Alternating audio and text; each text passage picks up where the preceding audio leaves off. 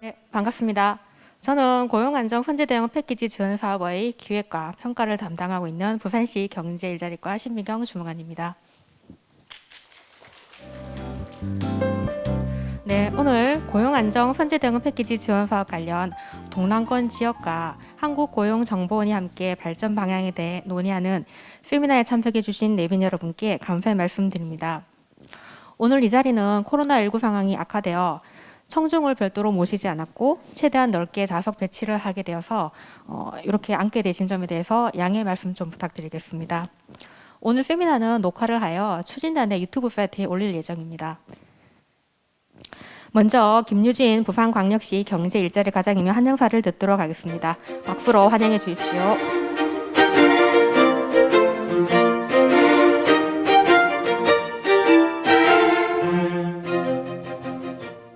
네, 안녕하세요. 부산시 경제일자리과장 김유진입니다. 저 매일 회의를 많이 합니다만 그 시청에 그 딱딱한 공간에서 하다가 오늘 백스코에 오니까 저도 훨씬 기분이 좋습니다. 오늘 한고원 초청 고선배 지원 사업 동남권 세미나에 오신 여러분들 환영합니다. 정말 감사합니다. 날씨도 쌀쌀한데 많이 와주셨습니다. 먼저 멀리서 오신 우리 주무현 고용정보원 센터장님 감사드리고요. 또 본 세미나를 기획하신 경성대학교 박성희 교수님, 또 올해 고선배 로드맵 연구에 많은 도움을 주시는 여기 안 계시지만 김종환 교수님, 그리고 권기철 교수님, 또 정승희 박사님께도 감사드립니다. 모두가 아시겠지만 올해 부산시 컨소시엄은 서부상권을 중심으로 자동차, 기계부품, 조선기자재 산업의 어려움을 극복하고 또 새로운 일자리 창출을 위한 서부상권 고용안정 선제대응 패키지 사업을 추진하고 있습니다. 이 사업에 특히 경남과 울산도 산업 위기에 따른 경쟁력 약화에 대응하고 일자리 확충을 위하여 본 사업에 참여하여 지금 사업을 열심히 수행하고 있는 걸로 알고 있습니다. 이렇게 부우경 3개 지역이 고선배 사업을 동남권이라는 큰 틀에서 분석하고 올해 사업 수행 과정에서의 문제점을 분석하여 개선 과제를 제시하기 위해서 오늘 세미나가 개최된 걸로 알고 있습니다.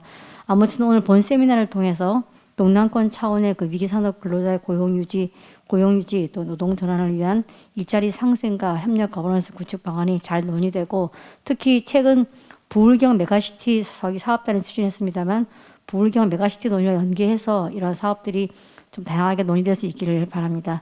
다시 한번 오늘 참석해 주신 모든 분에게 감사를 드리고 특히 행사 준비를 위해서 애쓰신 서부산 고용안전 추진단 여러분께도 감사 말씀드립니다. 대단히 고맙습니다. 네, 김유진 과장님의 뜨거운 환영사 감사합니다. 그럼 잠시 자리를 정돈하고 주제 1 동남권 위기 상황과 과제에 대해서 박성희 경성대학교 교수님께서 발표를 해주시도록 하겠습니다. 예, 안녕하십니까. 경성대학교 박성희입니다. 자, 오늘 제가 부울경의 위기산업 현황과 고용안정 선제대응 패키지 지원 사업의 과제라는 제목하에 발표를 좀 하도록 하겠습니다. 잘 아시다시피 지금 부산, 울산, 경남은 전부 다 고선배 사업에 참여를 하고 있습니다. 그리고 참여하고 있는 어떤 사업에 있어서 위기 산업의 속성도 사실 굉장히 유사합니다. 자, 그래서 이제 저희가 이런 연구를 하게 된 배경은 기본적으로 부울경 각자가 개별적으로 할 수도 있지만 나름대로 좀 공통분모는 좀 찾아서 같이 좀 노력하면은 개선 방안을 좀 더 효율적으로 좀 찾을 수 있지 않겠느냐 하는 그런 차원에서 기획을 한 거고요. 그래서 이제 원고 작성은 저하고 정승진 박사님이 같이 작업을 했습니다. 그래서 그 내용을 하나씩 좀 설명을 드릴 텐데요. 먼저 서론 간단하게 말씀을 드리고 이제 부울경의 현황, 부울경의 현황에서 간단한 통계 자료 이런 것들을 좀 보여드리게끔 될 겁니다. 그러면은 이제 우리 부울경이 상당히 예전보다 좀 많이 못한 이런 상황을 좀 파악을 하실 수 있을 것 같고요. 그리고 이제 그 다음으로는 왜 그런 문제가 생기는가, 결국은 주력 산업이 상대적으로 부진한 문제, 이런 것들에 대한 분석을 좀 해드리도록 할 예정입니다. 그 다음에 이제 이런 어떤 문제점을 극복하기 위한 부울경 고선배 사업이 지금 어떤 식으로 서로 좀 유사하고 또 차이가 나는지 하는 그런 부분을 좀 간단하게 살펴보고 난 다음에 사업을 실제로 수행을 하면서 이런저런 문제점들, 애로사항도 많이 좀 나오는 것 같습니다. 자, 그런 부분에 대해서 어떻게 좀 개선을 해야 될 건지에 대한 과제, 이런 것들을 말씀을 드리도록 하겠습니다. 자, 서론에서 문제의식은 뭐 이미 아마 여기 계신 많은 분들이 다 공유하고 계실 겁니다. 수도권 일극주의 하에서 사실 지방은 거의 지금 뭐 그 전멸 수준까지 좀 과장해서 표현한다면 이런 식으로 가고 있는데요. 우리 부울경으로만 해도 보시면은 경제력이 점차 약화가 되고 있고, 자, 그러다 보니까 이제 일자리가 없어서 인재가 유출이 되고, 그러다 보니까 다시 경제력이 약화되는 뭐 이러한 악순환에 지금 빠져 있다, 이런 말씀을 드릴 수 있겠고요. 자, 이런 문제가 발생하는데 기본적으로 이제 산업의 위기가 큰 역할을 합니다. 잘 아시겠습니다만 조선업 부진으로 인한 그 고용 위기 지역이 지금 선정이 돼 있고요. 거기다 이제 또 미래차가 또 앞으로 나오면서 산업구조 재편으로 인한 고용 위기 우려, 이런 것들도 지금 많은 상황입니다. 자, 그래서 부울경 3개 지역이 모두 지정이 돼서 지금 사업을 하고 있는데, 각자 지역에 국한된 것만이 아니라 한번 좀 전체 틀에서 한번 좀 분석해서 어떤 면이 서로 좀 유사하고 다른지, 그 다음에 공통으로 수행해야 될 과제는 또 어떤 것들이 있는지 하는 것들을 한번 살펴보도록 하겠습니다. 자, 먼저 경제지표, 이런 부분이 참 뭐 빤히 알고 계시는 것 같지만 그럼에도 불구하고 또 좀 놓치고 있는 부분들이 있어가지고 한번 좀 간단하게 중요한 내용 위주로만 간단하게 말씀을 드리도록 하겠습니다. 자, 보시면은 GRDP 비중은 여기 보시면 수도권은 지금 48.6%에서 52.6%로 한 4%포인트 2000년부터 19년 사이에 증가하는 반면에, 부산 같은 경우는 지금 17.5%에서 14.6%로 2.9%포인트 하락하고 있습니다. 자, 이런 부분은 아마 우리나라 전국 어디든 비슷할 거다, 이렇게 생각은 됩니다만, 자, 하나 좀 충격적인 건 사실 저희가 아마 어느 정도는 알고 있으리라고 생각이 됩니다만, 자, 그럼에도 불구하고 우리 부울경 동남권은 제조업의 그야말로 파워하우스로 상당히 좀 큰 역할을 해왔던 그런 지역이기 때문에 1인당 GRDP는 전국의 어느 지역보다 사실은 좀 높은 그런 부분이 있었습니다. 자, 근데 여기 보시면은 2008년에서 보면은 이때만 해도 동남권 부울경이 수도권보다 더 높았었습니다. 그런데 이제 2015년을 기점으로 역전이 됐어요. 역전이 돼서 지금은 수도권을 추월한다는 것은 사실은 상당히 좀 어려운 상황, 이렇게까지 지금 상황이 전개됐다는 거, 그런 걸 좀 말씀을 드리고 싶습니다. 자, 이런 부분이 이제 어떻게 보면은 상당한 위기 국면이다, 이렇게 말씀드릴 수 있겠고요. 그 다음에 이제 인구 추이에 대해서는 뭐 지금 뭐 잘 아시겠지만 수도권은 꾸준히 늘어나고 부울경은 끊임없이 감소하는 이런 추이 전부 확인하실 수 있을 거고요. 자, 그 상태에서 그럼 부울경 영내에서 어떤 움직임이나 그 다음에 협조, 연계관계, 이런 것들은 좀 어떻겠는가 해가지고 부울경의 연계와 보완성에 대해서 한번 좀 간단하게 살펴봤습니다. 보니까 영내 인구 유출입 현황으로 보면은 2020년 기준으로 볼 때 부산은 수도권으로 한 14,000명 정도가 빠져나갔습니다. 전체 빠져나간 인원이 한 14,347명에 실제로 거의 한 14,000명이니까 거의 대부분이 다 수도권으로 빠져나갔고, 울산하고 경남의 경우도 한 수도권으로 2만 명 가까운 인원이 빠져나갔습니다. 2만 명 가까운 인원이. 그래서 이제 사실 이건 뭐 우리나라 어느 지역이든 다 동일한 상황이긴 합니다만 인구 유출이 상당히 심각한 상황이다, 이렇게 보시면 될 것 같고, 그에 비해서 이제 영내 우리 부산, 울산, 경남 내에서 보면은 사실상 순이동자가 제로 수준, 그러니까 서로 간에 이제 어떻게 보면 인구 이동이 주고받고 해서 좀 균형을 이루고 있는 이런 상황으로 보시면 될 것 같습니다. 자, 방금 거는 이제 그 영내 그 인구 이동을 간단하게 보여드린 거고요. 그 다음에 이제 산업 간의 연계성 해가지고 조금 이 자료가 좀 아쉽게 한 오래된 자료입니다. 2010년 자료, 최근 자료를 잘 못 찾겠더라고요. 그래서 최근에 연구도 좀 이런 게 필요하다라는 생각은 드는데, 보면은 세 지역 간에 서로 간에 교육하는 패턴을 보면은 상당히 좀 유사한, 뭐 일반 기계나 금속이나 수송 장비나 등등 이런 것들을 서로 교육하는, 그러니까 이제 이게 결국은 미시적으로 본다면 기업 간에 서로 이제 원하청 관계가 상당히 밀접하게 연관이 돼 있다, 그런 걸로 보시면 될 것 같습니다. 자, 그래서 저희가 한 2년 전인가요 해가지고 부울경 내 기업 간 원하청 연계 구조도 한번 좀 분석을 해서 보면서, 자, 각각의 지역에서 모기업과 1차 협력업체 그리고 2차 협력체 구성비, 이런 것들을 보면서 이 우리 부울경 내에서 서로 간에 어떤 좀 연계는 상당히 좀 강하다라는 거, 그런 것들을 저희가 확인을 할 수가 있었습니다. 그래서 결국 뭐냐, 상생을 위한 공동사업 등 지역 간 협력을 좀 강화할 필요성이 있지 않겠느냐 하는 그런 것들을 좀 말씀을 드릴 수가 있을 것 같습니다.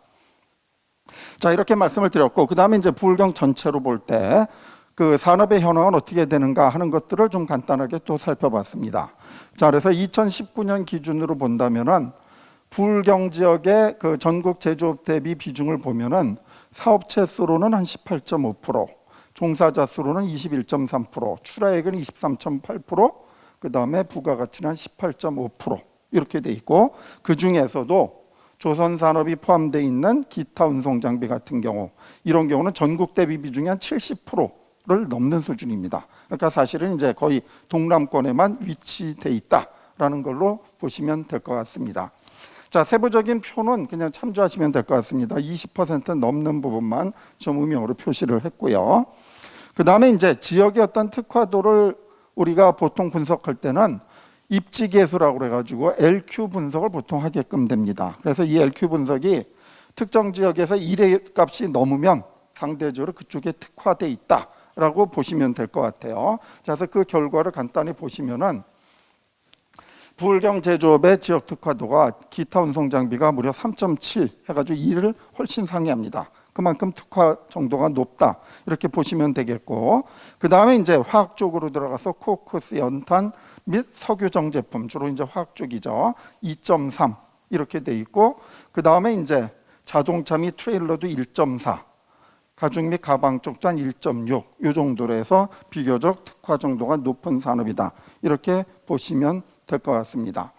자, 그 다음에 출하액 부분은 참조를 하시면 될 것 같아요. 출하액 부분 참조를 하시면 될 것 같고, 단 여기에서 보시면 기타 운송 장비 제조업의 경우는 2016년부터 18년까지는 큰 폭의 감소세를 좀 보여주고 있다. 그리고 자동차 및 트레일러 제조업도 이거는 이제 고용 위기나 이런 상황을 반영해서 감소하고 있다라는 걸로 이해를 해주시면 될 것 같습니다. 자, 그렇게 출하액이 감소를 하다 보니까 종사자 수 동향도 보시면 이제 감소하는 이런 상황으로 나타납니다. 그래서 이제 기타 운송 장비 조선산업이 포함되어 있죠. 이쪽에서 보시면은 2016년에는 마이너스 한 13,000명, 17년에는 16,000명, 18년에는 한 6,000명 정도 계속 감소하다. 다행히 이제 19년에는 조금 좀 반등을 한 그런 상황이고요. 대신 자동차 산업의 경우는 계속해서 감소하고 있다라는 거, 이런 것들을 확인을 하실 수가 있습니다. 특히나 아까 말씀드린 것처럼 기타 운송 장비 같은 경우는 지금 부울경 지역의 집중도가 굉장히 높기 때문에 사실은 이 문제는 부울경 지역만의 문제가 아니라 우리나라 전국의 문제다라는 걸로 이해를 하셔도 될 것 같습니다. 자, 그래서 이제 그 다음에 이제 제조업의 어떤 구조적인 문제도 좀 살펴봤는데요. 예를 들어서 자동차 같은 경우 보시면은 지금 요새 미래차 해가지고 이제 전기차 쪽으로 산업이 돌아가는데요. 보시면은 기존의 내연기관차의 경우는 부품이 한 3만 개 정도가 되는데 전기차의 경우는 한 19,000개 정도 이렇게 되기 때문에 앞으로 전기차로 전환을 하게끔 되면 상당히 많은 우리 부산이나 울산, 경남 쪽에서 기계 부품 쪽에 말하자면 수요가 감소해서 산업의 위기로 닥칠 거다라는 건 사실 너무 지금 분명히 보인다는 거죠. 자, 그래서 그런 문제들이 존재한다는 거 그렇게 말씀을 드렸고, 그래서 이제 지금 이거는 뭐냐면 중소벤처기업부의 지역 주력 산업 지정 현황입니다. 부산과 울산과 경남 이렇게 돼 있고, 보면은 조금 좀 다르기는 합니다만 대부분에 보시면 지능형 기계 부품이나 그 다음에 친환경 자동차 부품 그리고 지능형 기계 해서 세 지역 모두 기계 부품, 기계 쪽이 상당한 어떤 좀 특화 지역으로 지정돼 있다라는 걸로 이해를 해주시면 될 것 같습니다. 자, 그래서 이제 마지막으로는 주력 산업 현황 분석에서 마지막에서는 기본적으로 고용보험 피보험자를 한번 좀 분석을 해봤습니다. 자, 그래서 여기에서 이제 중분류 산업으로 5개를 지금 선정을 해가지고 살펴봤는데요. 보시면은 2021년엔 마이너스 한 7,500명 정도, 그 다음에 20년에는 마이너스 한 9,000명 정도 해서 감소하고 있다라는 거. 그리고 감소폭이 뭐 결코 크게 줄어들지도 않는 이런 모습을 보여주고 있습니다. 2021년 경우는 1월부터 9월까지만 뽑은 데이터입니다. 자, 그래서 이런 걸 보시면은 지금 기타 운송 장비 제조업 같은 경우 감소, 그 다음에 자동차 트레일러는 조금 좀 늘어났습니다만 어쨌든 전체적으로 보면 큰 틀로 감소하고 있는 이런 모습을 확인하실 수가 있을 것 같습니다. 자, 그래서 여기까지 제가 산업 현황을 말씀드린 건 기본적으로 상당히 유사한 산업 구조 속에서 공통의 보편적인 문제를 지금 갖고 있다라는 그런 것들을 좀 말씀을 드렸고, 그 다음에 이제 고선폐 사업이라고 하는 것이 기본적으로 앞으로 이제 고용 위기가 우려되는 지역에 대한 선제적인 고용 안정 이런 것을 도모하는 사업이다 보니까 사실 부울경의 고선폐 사업도 상당히 좀 유사점들이 나타날 수밖에 없습니다. 그래서 저는 전체를 비교하기보다는 이제 부울경 쪽만 일단 좀 비교를 해봤습니다. 기본적으로 산업 구조가 유사합니다. 그래서 위기 산업을 보더라도 부산의 경우는 기계 부품 산업으로 되어 있습니다만 많은 중점은 자동차고 조선기자재로 되어 있고요. 그 다음에 울산은 자동차 부품 산업 이렇게 하나로 되어 있고, 경남의 경우는 자동차 산업이나 기계 장비, 그 다음에 항공 산업 이런 정도로 위기 산업이 지정되어 있다라는 것을 보시면 될 것 같습니다. 그리고 물론 방금 전에도 말씀드린 것처럼 지역 간 원화청 관계, 그 다음에 취업자의 지역 간 이동 이런 것들이 상당히 밀접하기 때문에 한번 부울경 차원의 어떤 공통적인 어떤 그런 부분, 어떤 것들을 할 수 있는가 하는 것들도 필요하지 않겠느냐 하는 그런 말씀을 좀 드리도록 하겠습니다.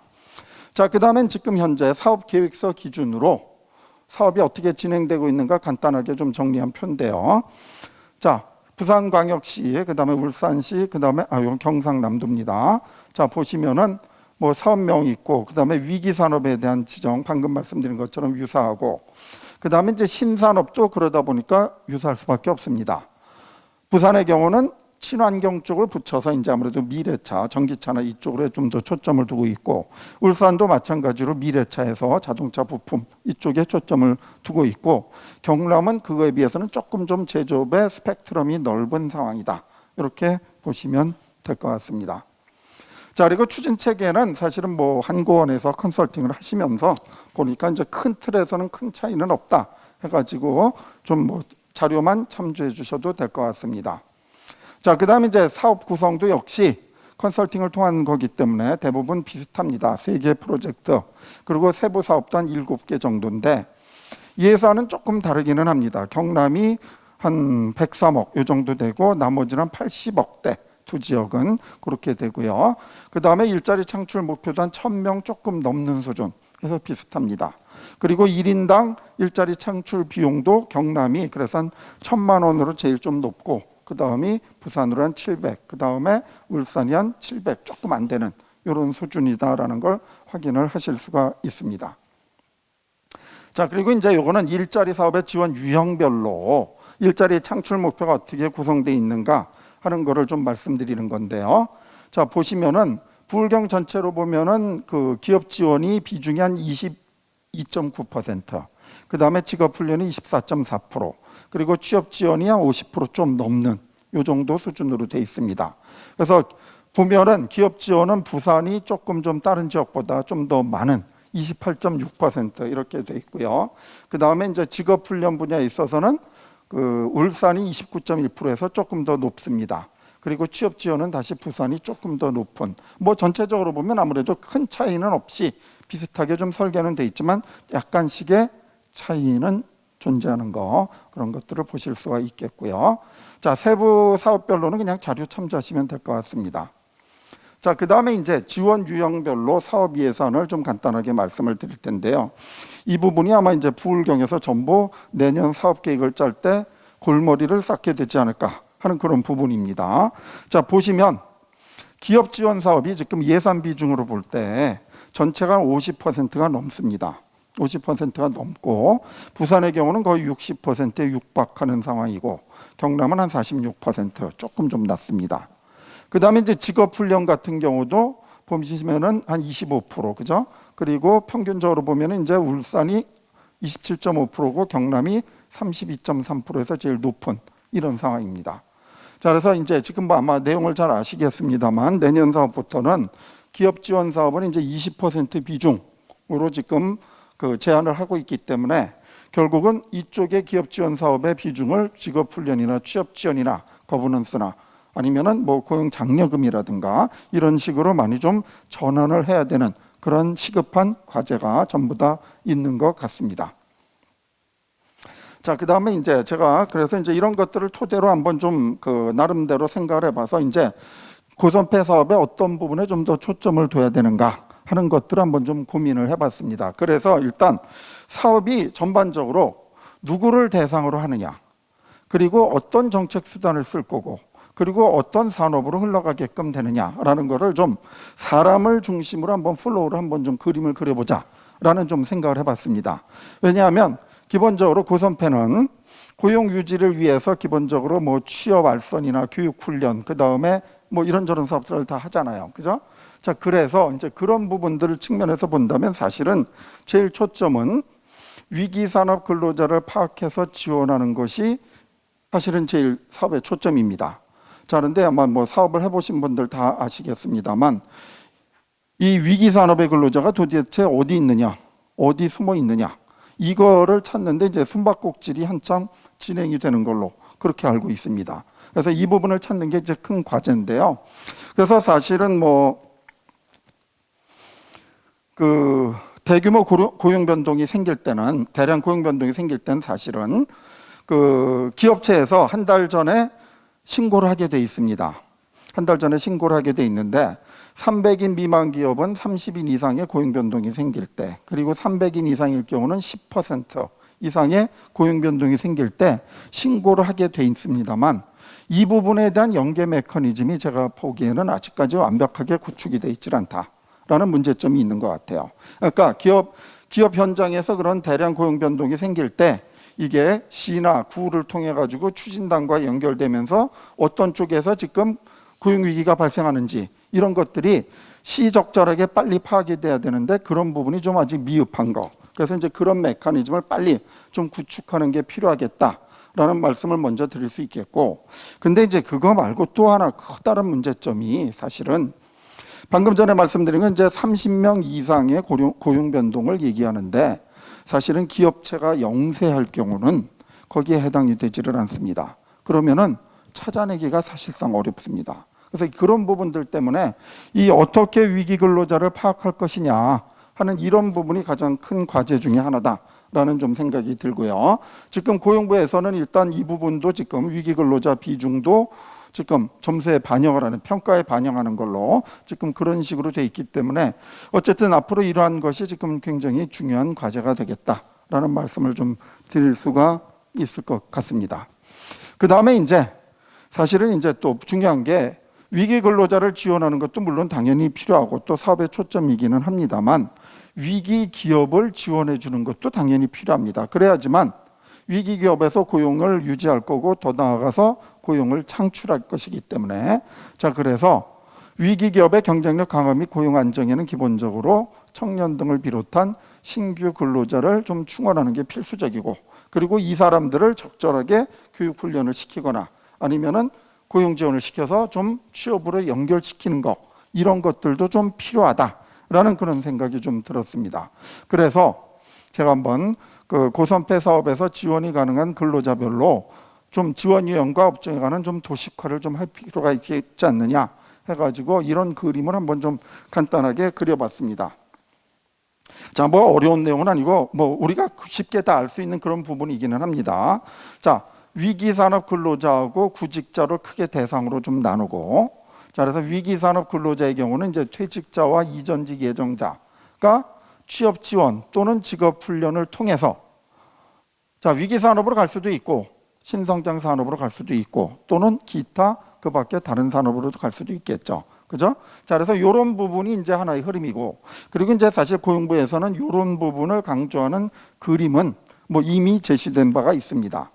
자, 그런데 이제 제가 보기에는 요 밑에 부분도 그에 걸맞지 않게 좀 신경을 써야겠다.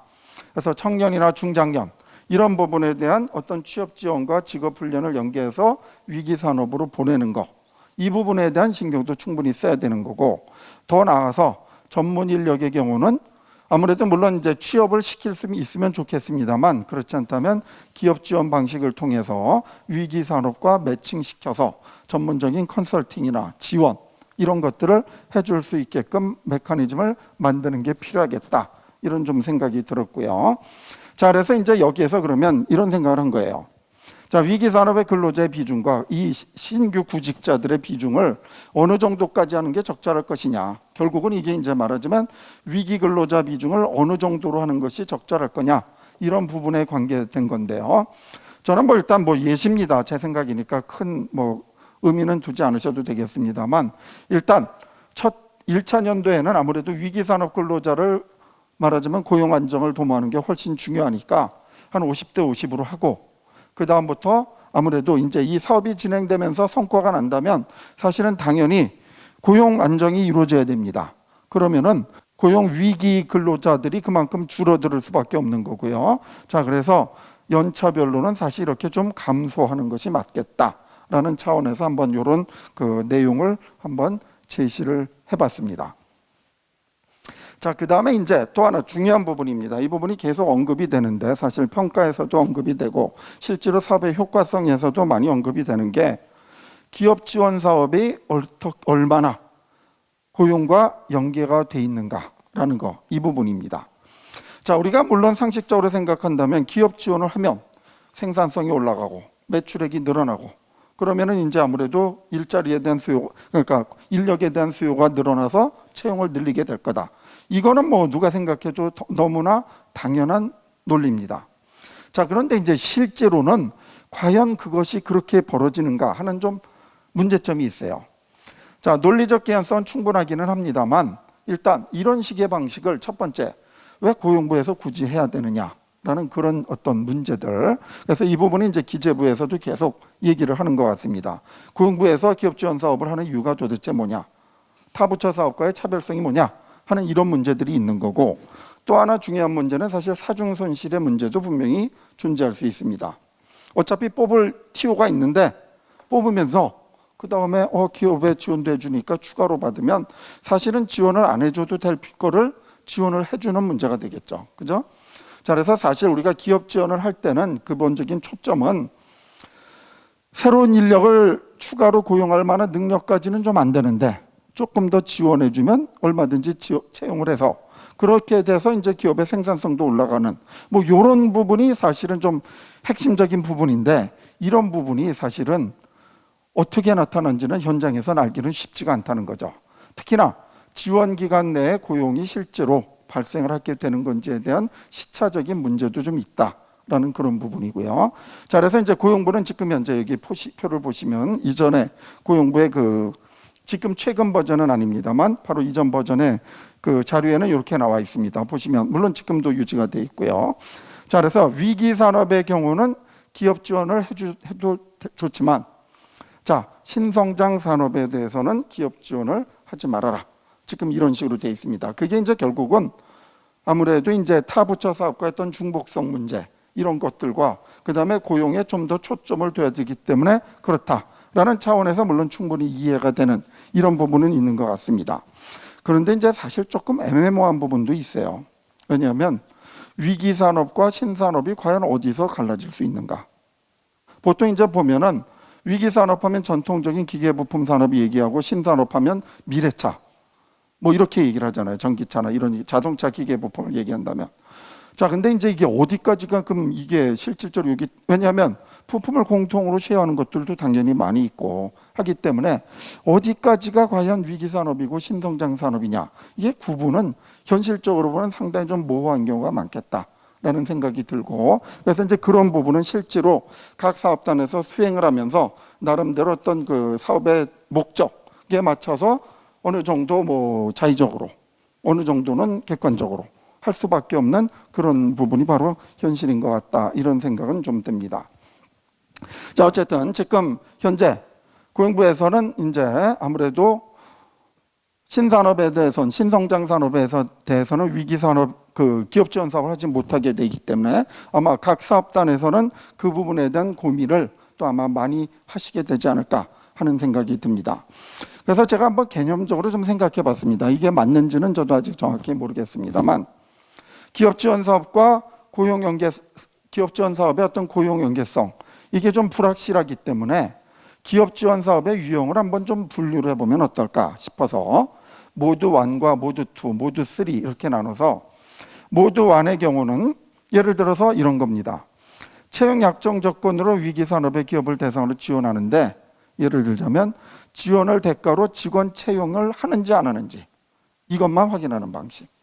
자, 이런 경우는 이제 사실은 어떻게 보면 실질적으로 지금 현재까지 기업 지원 사업이 이런 식으로 많이 이루어져 왔었고 그러다 보니까 이게 사중 손실이나 등등의 문제로 해서 기업 지원과 채용 간의 연계성이 사실은 좀 불확실한 이런 부분이 있는 것 같아요.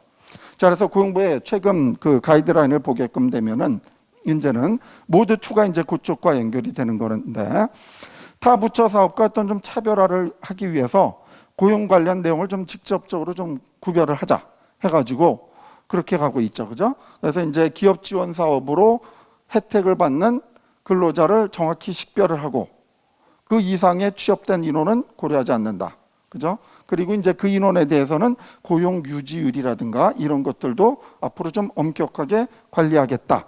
이런 식으로 이제 말하자면 이전보다는 고용 연계성을 좀 더 제고하는 방식으로 좀 가는 것 같습니다. 그런데 저는 개인적으로는 조금 좀 그 부분이 아쉽다는 생각은 들어요. 왜냐하면 사실 고용에 있어서 기업 지원과 고용 사이에 시차는 얼마든지 발생을 할 수 있습니다. 그래서 예를 들어서 이런 거죠. 3월에 기업 지원 사업을 받아서 취업을 고용 근로자를 2명 취업시켰어요. 그러다가 매출이 많이 늘어나서 한 10월쯤에 또 한 2명을 더 추가로 고용했다 하면 기업 지원의 성과입니다. 기업 지원 사업의 성과. 자, 그렇게끔 된다면은 그 부분도 역시 뭐 같이 관리해도 상관없고 그것도 같이 좀 우리가 실적으로 인정해 줘야 되지 않는가 하는 그런 차원에서 좀 말씀을 드렸고요. 자, 어쨌든 이 부분이 이제 모드 2는 기본적으로 고용과 기업 지원 사업의 관계를 좀 더 어떤 연계성을 높여주는 이런 방법이다라는 생각이 들고요. 그리고 이제 제가 세 번째 모드 3라고 얘기한 건 뭐냐면 기업 지원과 직업 훈련 또 아니면은 뭐 다른 것도 사실상 상관은 없을 것 같습니다만 자, 이런 것들을 예를 들어서 기업 지원하고 직업 훈련을 결합해서 인력을 훈련시킨 후에 그 인력을 채용하는 조건으로 기업을 지원을 한다 하는 이런 방식이 되면 이제 말하자면은 우리가 하나의 사업은 하나의 지원 유형 이런 것을 갖는 게 아니라 하이브리드로 하나의 사업이 여러 개의 어떤 지원 유형을 동시에 갖게끔 되는 뭐 어떻게 보면 샌드박스 형식이 될 수도 있겠습니다만 이런 식으로 지원을 하게끔 되면 아무래도 고용 연계성 보다 더 확실하게 되지 않겠느냐. 기업이 필요로 하는 인력을 훈련하고 그 기업에 곧바로 취업시키는 거를 그냥 그 훈련 사업 하나만으로 연계하는 것이 아니라 기업 지원과도 같이 연결을 시키면은 훨씬 더 기업의 수요에 맞는 그러한 사업을 할 수 있지 않겠느냐 하는 그런 좀 말씀을 드리는 것입니다. 자, 그래서 여기 보시면 이제 위기 근로자 및 위기 기업 지원 유형의 다양화라고 얘기를 드리는데 이건 뭐냐면 방금 앞에서 말씀드린 것과 연관이 됩니다. 현재 고선패 사업 구조에 의하면은 세부 혹은 단위 사업의 지원 유형 이게 이제 뭐 기업 지원이 됐든 직군 사업이 됐든 기본적으로 하나로 고정이 돼 있습니다. 그리고 기업은 하나의 사업을 지원받으면 기본적으로는 다른 사업을 중복해서 지원받는 건 곤란한 상황이 돼 있습니다. 그죠? 그래서 이제 뭐 예를 들어서 이런 거예요. 직군을 A 사업단에서 받고 취업을 B 사업단의 도움으로 받아서 하면 A 사업단이냐 B 사업단이냐 이 실적은 물론 지역에서 인정을 해줄 수 있기는 합니다만 기본적으로 이런 경우는 사실 실적을 누가 가져가느냐가 굉장히 민감한 문제가 될 수밖에 없습니다. 자, 그러다 보니까 이게 지금 사업이 하나의 유형으로만 고정되다 보니까 사실 고선패 사업 자체는 패키지 지원 사업임에도 불구하고 기업은 패키지로 지원을 받는 것이 아니라 아무래도 단일 유형의 지원 사업을 받는 경우가 대부분이다. 이런 좀 말씀을 드릴 수 있겠고요. 그래서 기업 단위로 필요에 따라 다양한 유형의 사업을 좀 지원받는 것이 필요하지 않겠느냐 해가지고 방금 말씀드린 것처럼 모두 1, 2, 3 중에 좀 하이브리드 해가지고 좀 직군과 기업 지원이 될 거고 아니면은 뭐 직군과 고용 지원이 됐든 뭐 이런 식으로 좀 하이브리드 형태로 기업의 필요에 맞는 다양한 사업을 좀 패키지로 만드는 것도 필요하지 않을까 하는 차원에서 한번 좀 말씀을 드리는 바입니다. 자, 이렇게 말씀을 드렸고요. 마지막으로 하나 더 말씀을 드린다면 사실 오늘 이 발표가 기본적으로 이제 동남권 불경과 관계된 거다 보니까 아무래도 사실 그 제가 강조하고 싶은 것 중에 하나가 이 부울경 단위의 초광역 거버넌스를 구축하고 시범 사업을 좀 할 필요가 있지 않겠느냐 하는 그런 말씀을 좀 드릴 수가 있을 것 같습니다. 자, 뭐 잘 아시다시피 지금 부울경 메가시티 논의가 진전이 되고 있습니다. 정부에서도 작년 12월에 그 특별지방자치단체 설치가 법적으로 가능하게끔 지금 열어놔줬죠. 그죠? 그래서 이제는 부산과 울산, 경남이 특별자치단체를 만들 수 있게끔 지금 구조가 바뀌었습니다. 18년 6월에 이제 동남권 상생협약이 체결이 됐고, 그래서 지금 일정이 순조롭게 진행이 되고 있는데, 그래서 이제 올해 11월에 한 달 전입니다만 부울경 특별자치단체가 7개 수행사무도 결정하고 그다음에 13개 초광역 프로젝트를 추진하겠다 하는 것도 지금 보도가 된 상태입니다. 그리고 내년 중으로는 부울경 특별지방자치단체가 출범할 예정으로 돼 있습니다. 그리고 이 특별자치단체 연합에서 보시면은 분야별로 볼 때 지금 현재 부울경 협력기구로 관광, 교통, 재난 이 3개 분야는 협력기구가 운영이 되고 있습니다. 물론 이제 경제 쪽에서는 경제산업 분야가 있는데 제가 생각하기에는 이러한 메가시티, 지금 이렇게 동남권이 그만큼 서로 연결이 돼 있다면 부울경의 어떤 일자리 협력기구의 설치가 좀 필요하지 않겠느냐 하는 그런 말씀을 이 부울경 메가시티와 연계해서 한번 좀 고민할 필요가 있지 않겠느냐 하는 그런 좀 말씀을 드리고 싶습니다. 자, 그런 측면에서 본다면 오늘 사실 경남이 오지를 못했는데 뭐 사정상 못 온 것 같습니다만 좀 같이 참여를 해가지고 부울경 차원의 어떤 일자리 협력 기구를 좀 설치해서 운영하는 거 이런 부분에 대한 같은 고민을 좀 해봤으면 하는 그런 좀 말씀을 드리고 싶습니다. 자, 그래서 중장기적으로는 지금 한번 제가 보기에는 좀 시범 사업 같은 것도 좀 필요할 것 같아요. 물론 뭐 당장 내년부터 하는 거는 현실적으로 좀 어렵겠습니다만 부울경 어떤 좀 시범 사업 같은 것을 그냥 간단하게 뭐 제 생각해 본 겁니다만 기업 연계형 또는 근로자 연계형 이렇게 만들어 가지고 예를 들어서 부울경 내 서로 어떤 거래가 매출이 일정 비율 이상이거나 아니면 취업자가 일정 비율 이상인 경우에 대해서 뭐 고용이 늘어나는 걸 조건으로 패키지를 지원을 해준다든가 아니면은 근로자 차원에서 타 지역 취업자에 대한 어떤 고용장려금을 지원해 준다든가 하는 이런 사업들을 한번 좀 고민해서 만들어 본다면 우리가 기본적으로 처음에 사실 제가 말씀드린 것처럼 수도권 일극주의로 모든 인재가 그쪽에 빨려나가는 입장에서 사실 개별 단위로서 수도권에 대응한다는 것은 현실적으로 굉장히 어렵습니다.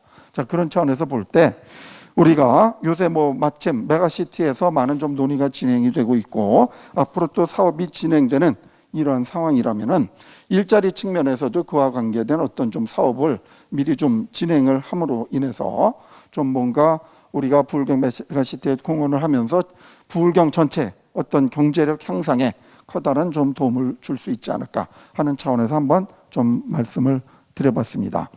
자, 이렇게 좀 다소 두서없이 이런저런 내용 그리고 또 뭐 거기에다가 좀 제가 나름대로 이런 게 좀 필요하지 않겠느냐 하는 차원에서 제안드린 것도 있습니다만 그런 부분은 앞으로 좀 토론이나 이런 부분에서 좀 좋은 의견을 주시면은 저도 앞으로 좀 더 개선을 하고 해서 실현 가능한 것들은 좀 실현할 수 있도록 하는 게 좋지 않을까 하는 그런 말씀을 좀 드려봅니다. 자, 그러면 이상으로 발표를 마치도록 하겠습니다. 예, 감사합니다. 네, 다음 주제 2. 고용안정 선제 대응 패키지 지원 산업 정책 현황에 대해서 주무현 한국고용정보원 센터장님께서 발표해 주시겠습니다. 박수로 환영해 주십시오. 제가 뭐 굳이 발표 안 드려도 우리 박성희 교수님 다 이야기하셔가지고 제가 굳이 특별히 드릴 말씀이 없습니다. 30분 동안이니까 한번 이야기를 한번 해보죠. 뭐 원래 이 사업이 뭐 시작되게 되는 것은 공교롭게도 지역 혁신 프로젝트가 지금 진행되고 있는데 그게 자치단체별로 보통 한 30에서 40억 정도의 자치단체가 자율적으로 할 수 있는 사업에 대한 실정이 생길 때쯤 되어서 이게 시작되었고 속도가 실질적으로 붙게 되는 계기가 당시에 고용노동부 장관이었던 이재갑 장관께서 상당히 많이 관심을 가지고 있었던 상황이었고, 또 하나 시대적 흐름, 그때 당시로서는 또 하나 그 결정적인 그 상황과 계기가 되었던 것은 군산시의 군산시에 있던 한국 GM의 군산 공장이 문을 닫고 그 앞에 연도에 현대중공업 그 군산조선소가 문을 닫을 즈음 닫고 난 뒤입니다. 이런 말씀 드리기 조금 죄송하긴 한데 그 정치적인 측면에서 보자면 당시 지방선거를 끝나고 난 그 시점에 즈음하여서 경상남도에 대한 관심들이 되게 급격히 늘어났습니다. 아시는 바대로 4년 전이죠. 4년 전에 경남 창원이 국가 그 산업단지인데 제조업의 중심지였고, 그래서 그 경남 창원을 중심으로 한 제조업 위기에 대한 염려와 걱정들이 국민적 관심사가 되었습니다. 사실은 뭐 저는 이런 지금 가만히 생각해 보면 언론들의 사실은 좀 무식한 그런 어필들이 정치적으로 잘 활용되고 버무려지면서 오히려 정책을 혼란을 가져다 주는 그런 정제되지 않는 좀 뭐라고 할까요? 그런 것에 대한 불만이 사실은 지금 좀 많이 있습니다. 그래서 이런 상황들이 잘 버무려지면서 고용안전 선제 대응 패키지 사업, 처음에는 고용위기 선제 대응 패키지 사업이었죠. 그래서 경남의 사건들이 이제 되고 결과적으로 힘 있는 사람이 지사였고요. 그래서 그것에 대한 요구들이 있었고 그것을 반영해야 될 필요가 있어서 이제 그게 이제 결합되게 된 것이고, 실질적으로 제일 예산이 많이 가기도 했습니다만, 어떻든 그 고용위기 지역이 지정되고 난 뒤에 다들 이제 특히 군산 같은 경우는 지금 군산형 일자리 사업이라고 지금 추진되고 있는데, 그게 지금 시민사회의 영역이 시장의 영역에 개입되어서 지금 실패할 가능성이 제일 높은 지역이지 않습니까? 바이톤에 망한 거지 않습니까? 바이톤에 완전히 당한 거죠. 저는 그렇게 보고 있는데, 어떻든 그런 상황이었음에도 이제 그런 상황이었고, 그래서 이제 지역 사회 고용 위기가 일어나고 난 뒤에는 대응할 수 있는 수단들이 많지 않다. 그래서 이제 저희들 오랫동안 그 이야기를 했습니다. 선제적으로 좀 대응할 필요가 있지 않느냐.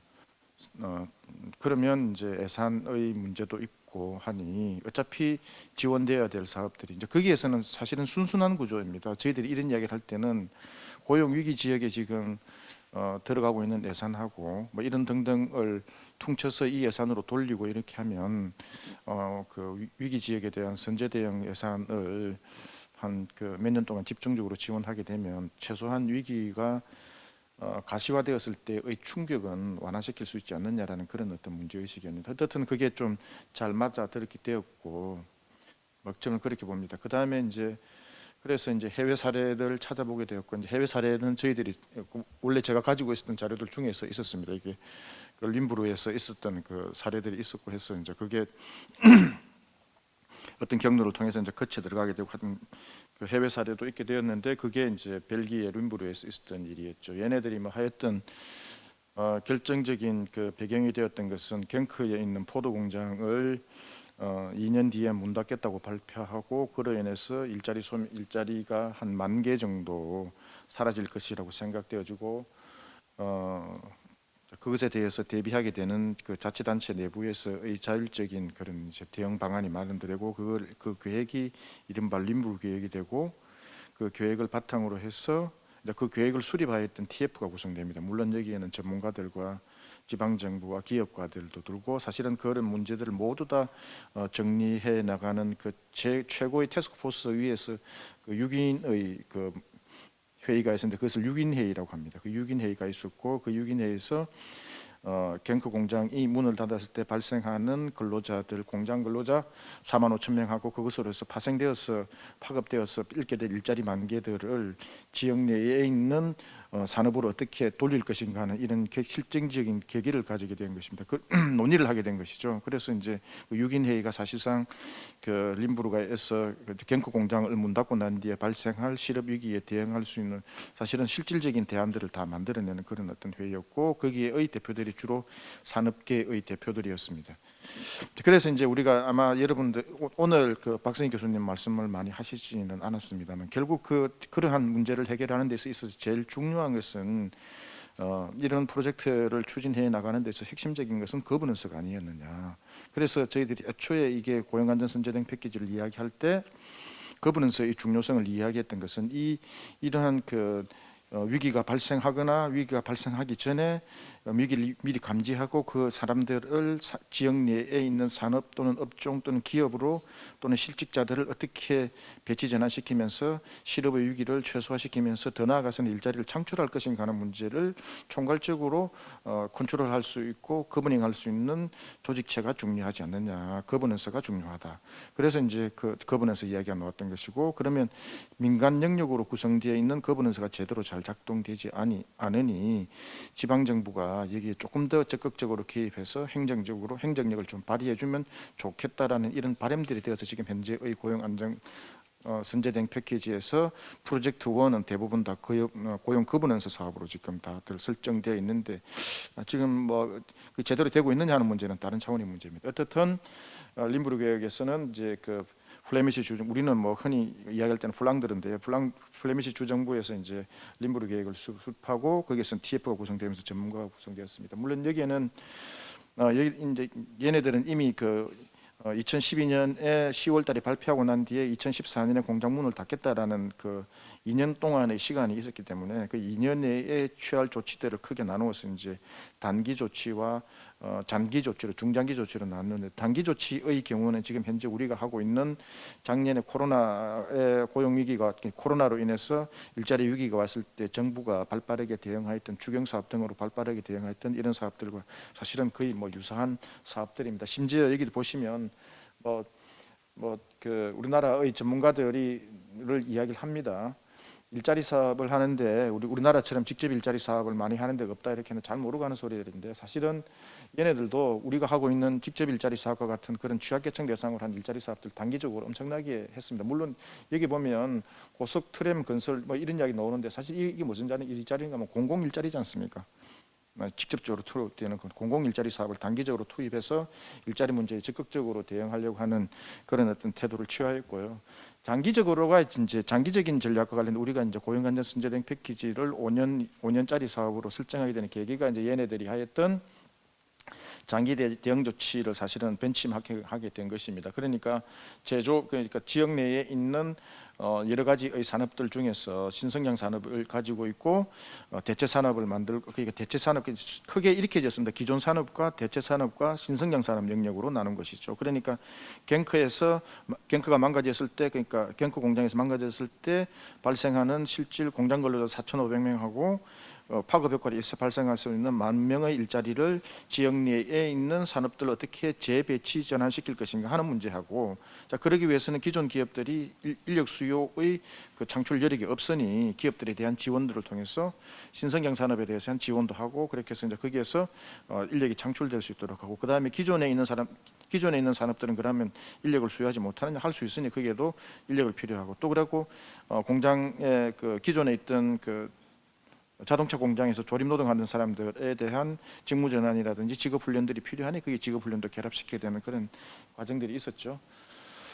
어떻든 이런 과정을 끝에서 넘어가는데, 어떻든 뭐 신규 조치와 연계해서 이런 이게 사실은 쟤네들이 만들었던, 우리는 지금 이 이야기는 하고 있지는 않은데요.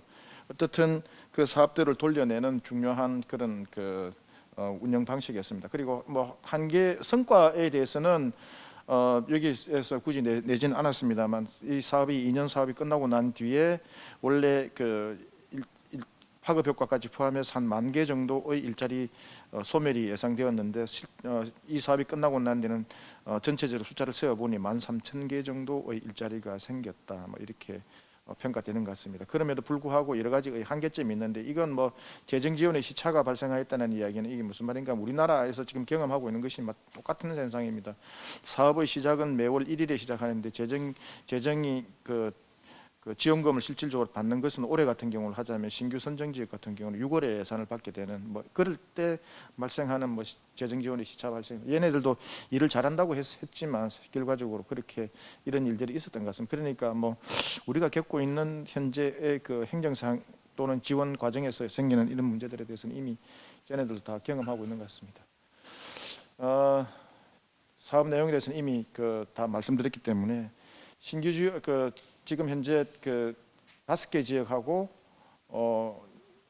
20년에 5개 지역, 21년에 4개 지역이 선정되어 있는데요. 전부 이렇게 나와 있는데 보면 이렇게 다 예산들의 규모가 나와 있습니다. 경남이 원래는 150억 정도 예산을 신청했는데 전북이 실질적으로 좀 많이 신청하게 됐지만 사실은 국비 지원의 규모로 보면 큰 차이는 없습니다.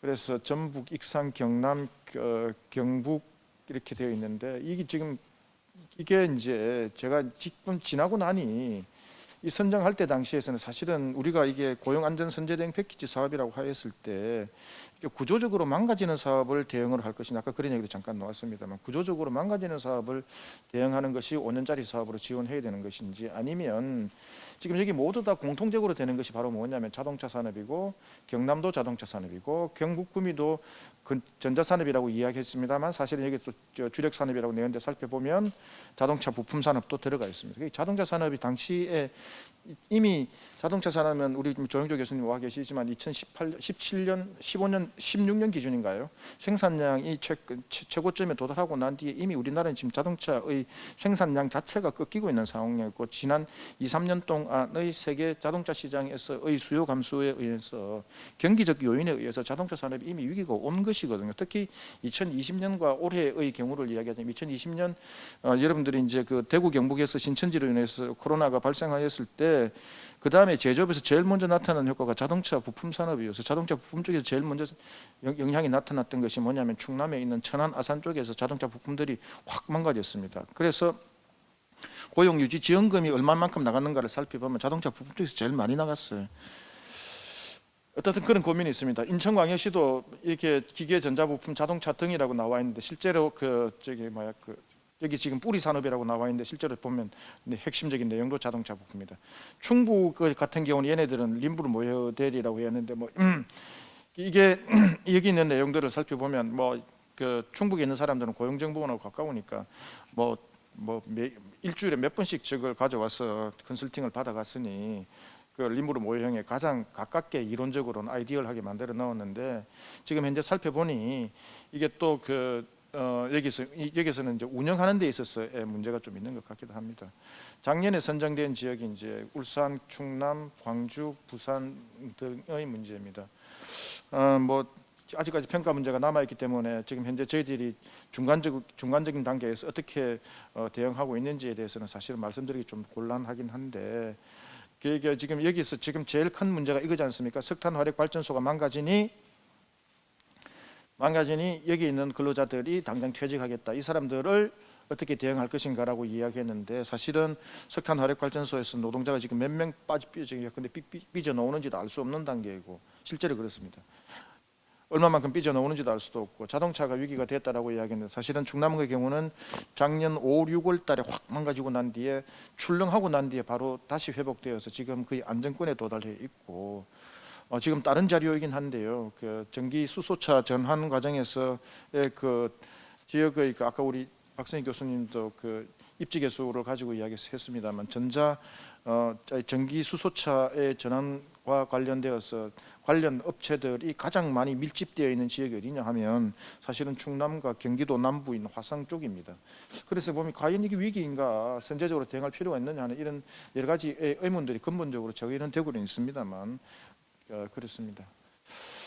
제가 이제 개인적인 문제이긴 합니다만 작년까지는 이 사업을 하는데 그냥 지켜보기만 하고 있다가 이제 회사에서 보직을 맡고 있다가 이제 내려와서 보니 작년에 이제 사업 성과 내용들을 살펴보니까 깜짝 놀랐습니다. 뭐였냐면 아까도 잠깐 그런 말씀이 있었습니다만 기업 지원 사업이 너무 많은 거예요. 아시는 바대로 이건 여기 TP 쪽에 관계하거나 종사하고 계시는 분들도 있을 테고 중기업 중소기업 벤처부에서 기업 지원 사업이라든지 R&D 사업들을 지원받아서 하고 계시는 분들이 너무 많이 있는데 심지어 어떤 지역에서 사업 계획과 목적을 살펴보는데 이렇게 나와 있더라고요. 자동차 부품이 위기가 왔는데 뭐 어느 지역이라고 말씀드리긴 곤란한데 자동차 부품이 위기가 왔는데 이 위기를 해소하는 게 부품 기업의 다각화와 거래선 다변화다고 이렇게 나오더라고요. 그래서 제가 그래서 질문했습니다. 그 당신네들이 생각하고 있는 정책 대상으로 생각하고 있는 그 기업들이 1차 밴드입니까? 2차 밴드입니까? 3차 밴드입니까? 뭐 그런 건 없지만 어떻든 이렇게 그 뭐 전문가들이나 교수님들이 하는 그 이야기를 가져다 놓고 사업을 해서 그 기업들한테 당신네들 기업 살려고 하면 현대에 몰빵하는 것은 옳지 않으니 GM을 뚫든지 아니면 해외에 나와 있는 해외 다른 기업들하고 거래선을 뚫어야 너희들이 살 수 있는 거냐라고 이야기하면 맞는 말씀이긴 합니다만 그게 현실적으로 타당한 이야기일까요? 내가 이렇게 물었습니다. 기업과의 사실은 경제 이론적인 측면에서 보자면 자동차 산업의 경우는 생산 체제 자체가 이미 내부 거래가 이루어졌을 때 경제적으로 합리적이라는 것은 이건 오랜 연구의 결과를 통해서도 거래 비용을 줄여주는 것이고 오히려 더 유리하다는 것이 판정되어 있고 그 다음에 문제는 이제 뭐 CR 문제가 있어서 문제가 있긴 한데 과연 그렇게 하는 것이 이 기업들을 살리는 방식입니까? 그리고 또 현재 우리가 지원되고 있는 기업에게다가 돈 1,500만 원을 주고 난 뒤에 기업으로 하여금 거래선 다변화를 유도하겠다? 그건 무슨 말도 안 되는 소리냐고. 현실성 있는 설계를 하지 못하겠느냐고. 제가 그러면서 계속 워닝을 줬습니다. 어떤 워닝을 줬는가 하면 이렇게 하면 이 사업에 있는 우리 커뮤니티에 있는 사람들만 이 사업을 보는 것이 아니라 이게 지금 돈이 나가고 있는 돈이 거의 올해 신규 지역까지 선정되게 되면 한 600억 정도 예산이 들어가는데 9개 지역에 지원되는 600억의 예산이라고 이야기한다면 이건 누구든지 지켜보게 될 거다. 성과를 면밀하게 지켜볼 것이고 왜 그렇게 성과가 나오지 않는데 쳐다보게 될 텐데 누가 손대게 되면 그때는 한 방에 훅 간다라고 경고하였더니 사실은 그래서 일이 터진 겁니다. 어떻게 터지는가 하면 제5의 재정운영 전략위에서 고용안전선제대응 패키지 사업에 대한 권고가 나온 것입니다. 권고가 나왔는데 아까 우리 박성희 교수님도 잠깐 말씀을 이게 주시긴 하셨는데 이게 레이저가 안 되네. 포인트가 안 되네. 패키지 지원 사업의 직접 고용 위주 사업으로 재편하고 산업기업 지원을 통한 간접적 고용 창출 지원 사업은 산업부 중기부 사업과 차별화되도록 해달라는 정도의 요청 사항만 된 것입니다. 그래서 제가 앞에서 말씀드렸습니다. 기존에 선정되어 있던 5개, 9개 지역들에 대해서 과연 위기의 실체가 무엇인가에 대한 문제를 제기한 거예요. 그래서 고용안전선제대응 패키지 선정하는 지역들에 대한 문제들을 저걸 저렇게 지정하는 것이 맞냐라고 해서 지표에 그래서 아마 사실은 거의 올 상반기 때는 평가 결과에 대한 심사위원 선정위원들이 사인 들어가 있는 것까지 다 디베 가서 봤습니다. 그래서 기재부가 요구한 것이죠. 이런 허술한 기준에서 선정하는 게 어디 있냐 사업들을. 그래서 여러 가지 정량 지표와 계량 지표를 넣어서 평가하라고 이렇게 선정하라고 나와 있는데 그래서 개선 방안을 만든 것이 이제 어떻든 현재 9개까지 선정되고 나니 예산이 없습니다. 이제 앞으로 1개 지역 정도 더 선정되면 될 말까 하는 정도만 남아 있기 때문에 이미 문턱을 넘어선 그 지역들에서는 전혀 문제가 되지 않는데 고용위기 전 단계의 특성을 선정 기준으로 반영할 필요가 있겠다라는 이런 이야기입니다. 그래서 예상치 못한 이제 부정적인 또 현상도 발견되게 됐죠. 넘어가겠습니다. 그래서 이제 기술개발 제품 고도화 등 간접 고용 지원도 실시 중에 있으나 이것들을 조정해 달라는 것이 기재부의 권고사항이고 언론에도 보도가 되었습니다. 이제 이렇게까지 되면 고용부도 되게 곤란한 처지에 놓이게 되고 이 사업을 그래서 이제 처음에 이건 되지 않으니 제가 그래서 전문가들한테 여쭤봤습니다. TP에 종사하시는 분들하고 R&D 사업을 오랫동안 하셨던 분들한테 개별적으로 그 친분 관계가 있는 사람들한테도 물어보고 R&D 사업을 하였을 때 너희들이 R&D 사업을 중기벤처부로부터 R&D 사업을 지원받아서 하는데 그 100개 지원하면 성공하는 케이스가 몇 개이니 이렇게 물으니까 대답을 안 하시더라고 웃으면서 내가 왜 질문을 하는지 알고 있으니까. 그래서 이제 기업 지원 사업에 대해서는 이제 이런 요구 사항이 20에서 40%라고 이야기했는데 이게 이제 쫙 달라졌죠. 나중에 그 지표 보여드리겠습니다. 그래서 이런 사실들에 대해서는 우리 이제 지청에서 와신 과장님 계시니까 고용부 이야기하기 되게 좀 죄송하긴 한데 내가 그래서 고용부한테 공개적으로 비난했습니다. 공개적으로 비난했습니다. 옳지 않은 방식이다. 왜? 기업 지원 사업들을 통해서 당장 채용의 그 고용 효과가 나올 것이라고 이야기하는 것은 다시 말하자면 기업 지원해서 프로젝트 수행해 1,500만짜리 프로젝트 수행해서 그것이 기업의 생산과 매출에 반영되었고 그 생산과 매출에 반영되어서 그래서 노동 수요가 창출되고 창출된 노동 수요가 있으니까 일자리가 창출하는 이 시간이 이 타임 호리즌을 고려했을 때 이 일자리 창출까지 나타나는 시간이 얼마나 걸리겠느냐. 내가 볼 때는 모르긴 해도 최소한 2, 3년이고 잘 많이 걸리면 5년까지도 갈 수 있는데 그 성과를 언제 나올지도 모르는데 일자리 창출을 하고 연계시키려고 하니 그래서 앞에다 붙은 것이 채용 연계형으로 붙인 것입니다. 기업 지원하는 기업들에 대해서 지금 우리 원에 있는 박사가 지금 그 분석해 보니 사실은 좀 충격적입니다. 기업 지원 사업에 대해서 성과를 분석해 보니 고용보험하고 DB를 띄어가지고 이렇게 해서 분석해 보니 성과가 그렇게 썩 좋지 않아요. 그런데 성과가 있는 쪽을 찾아보니 어떤 기업이 있는가 하면 우리가 흔히 이게 노동경제학에서 이야기하는 크리밍 이펙트가 나타나고 있는 거예요. 그러니까 사람을 채용할 만한 기업들에 이 지원이 가버렸다는 것입니다. 아까 우리 박 교수님은 사중손실이라고 이야기했는데 전형적으로 나타나는 크리밍 이펙트가 나. 그러니까 이게 지원되느냐라는 문제가 나요. 그러니까 당연히 이야기하는 것이 기업 지원 예산도 전체 20%를 한정하고 일자리 창출 기업 중심의 기업 지원 사업으로 재편하게 되어 버리게 되는 것입니다. 이걸 이제 그 PDF 파일 한번 띄워주실래요? 시간이 다 됐기 때문에 간단한 위에 PDF 파일이요.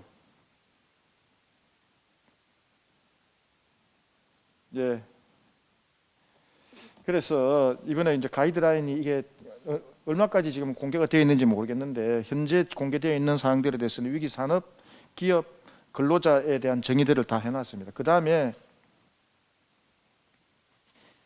프리젠테이션을 하면 되는데 어떻든 페이지를 좀 넘겨주실래요? 그래서 지금 양해해 주시면 이거 프리젠테이션으로 좀 전환해 주시죠.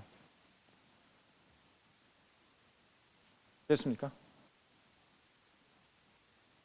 네. 사업에 대한 내용들은 다 설명되어 있고요. 내용에 대해서 사업 유형은 지금 현재 7가지는 여기서 기타 산업이라고 나와 있는데 이게 지금 문제입니다. 지금 제가 말씀드리고 싶은 건 무엇인가 하면 이 장려금 문제인데 사실은 현재 이 그 고용안전 선제대응 패키지 사업을 지원 들어가기 전에 제가 정부에 계시는 분들하고 이야기를 할 때 계속 그것도 좀 사실은 비난 또는 조롱에 섞인 이야기로 계속적으로 이야기했습니다. 지금 고용노동부의 지역 관련되는 산업 예산이 얼마인가 하면 1,300억이 있어요. 이 1,300억이 원래는 고용보험기금에서 이제 균특 회계로 넘어갔습니다. 그때 고용보험기금에서 균특 회계로 넘어갔을 때 고용부 내부에서는 만세 불렀습니다. 예산 줄였다고. 고용보험기금 예산이 계속 적자인 상태에서 이 1,300억이라도 벌어서 만세 불렀는데 저는 그렇게 이야기했습니다. 망한 거다 이제. 망하는 걸 길로 가는 지름길이다. 그러니까 균특 회계로 그 행안부가 관리하는 균특 회계로 예산이 넘어가게 되면 고용부가 할 일이 뭐가 있는데 없어요. 지금 당장 올해부터 내년부터 지금 선정되게 있는 일반 지역 산업 맞춤형 일자리 사업 지방정부에 이양한 상태입니다. 그래서 제가 이렇게 이야기했습니다. 이런 일들은 이미 예상된 일이다. 그래서 이 1,300억을 가지고 어떻게 아랫돌 빼서 윗돌 막을 그런 생각할 것이 아니라 고용안전선제대응 패키지라는 사업들을 제대로 해내기 위해서는 최소한 현재보다는 예산의 규모가 최소한 10배 이상은 늘어나야만 이 사업을 충분히 가능하게 만든다. 그런 것에 대해서 인력과 정력을 쏟아야만 정부가 살아날 수 있는, 고용부가 제대로 지역 일자리 사업을 해낼 수 있는데 현재 예산으로는 불가능하다는 이야기입니다. 만약에 지금 지역으로 가고 있는 100억 정도 해서 차 뛰고 포 뛰고 나면 실제 선물비 빼고 뭐 뛰고 이렇게 이야기하다 보면 기업에 지원해 줄 수 있는 돈도 몇 개 되지 않고 실제로 사업할 수 있는 것도 이제 조금 달력이 붙을 만할 때쯤 되면 돈이 없어서 이제는 사업 못 하게 됩니다. 어쨌든 사업 유형을 이렇게 나누어 놓고는 합니다만 기업 지원 사업은 어떻든 20%를 이제는 이하로 한정되게 되어 있습니다. 그래서 기존에 20% 넘는 사업들은 어떻든 줄여놔야 됩니다. 줄여놔야 되는 것이고, 그 다음에 장려금 사업입니다. 한번 제가 요즘 진짜 이틀까지 솜털까지 다 뽑히는가 봐요. 내가 이제 무슨 이야기를 하는가 하면 정부에 대해서 재정지원 일자리 사업 예산 중에서 고용장려금 예산이 약 한 전체 일자리 사업 올해 기준으로 하면 전체 일자리 사업 예산이 30조 5천억입니다. 30조 5천억이고 그 중에 실업자들에게 실업급여로 줘야 되는 필수 지불해야 되는 금액이 약 한 12조 13조 정도 되는데요. 그러면 30조 5천억에서 12조 빼고 나면 12조로 퉁치서 빼고 나면 18조 정도 남습니다. 거기 보면 뭐 직접 일자리 되고 쭉쭉 있는데 거기 보면 고용장려금이 6조 8천억 7조 정도 있습니다. 그래서 내가 이렇게 이야기했어요. 여기는 고용장려금들 고용유지지원금도 있고 채용장려금도 있고 청년 추가고용장려금 이런 등등을 포함까지 한 예산이죠. 여기서 뚝 자르자. 여기서 뚝 잘라서 한 2조 원 정도를 잘라내어서 고용안전선제대응 패키지 지역으로 선정되어 있는 지역들을 고용장려금 사업으로서 3 내지 3천억 정도를 기준으로 해서 한번 뿌린다고 생각해보자. 어떤 일이 벌어질지 한번 생각해보자 라는 이야기를 하실 때는 고용부에서 깜짝 놀랐다고 합니다. 그래서 이제 장려금 사업도 전체 20억으로 한정되어져 있고 지역별 일기 특성을 반영하는 것을 하고 지역 자율 사업은 이건 오래전부터 제가 주장해 왔던 것인데 10%만이라도 저 유형에 구애받지 않는 사업 유형을 이게 일종의 샌드박스인 개념인데 유형을 한번 만들어 보자 이야기를 했는데 잘 되지는 이게 이렇게 만들어 놓고 나니 어떤 문제가 생기는가 하니까 이게 만들려고 하니 좀 자율적으로 만들어 놓고 나면 또 뭐 컨설팅이니 고용부가 이렇게 이야기를 해가지고 또 안 되고 또 하려고 하니 또 아이디어도 부족하고 하여튼 그런 상황입니다.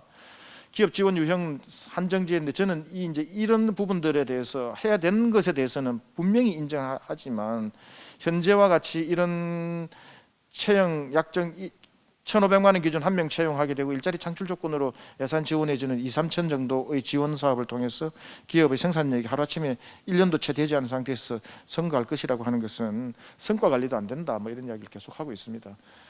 넘어가겠습니다. 아까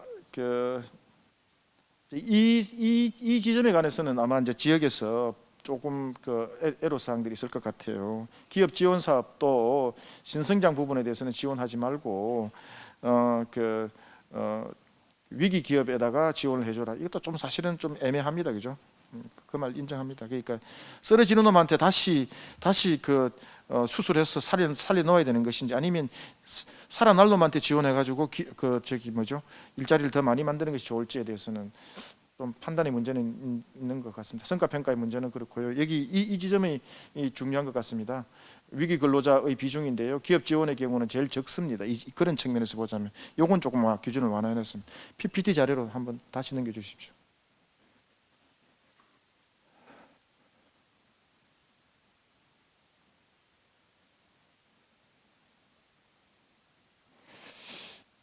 기업 이제 2000 개편 변화에 대한 내용들 중에 아까 이제 기업 지원 사업의 예산 규모에 관한 문제인데요.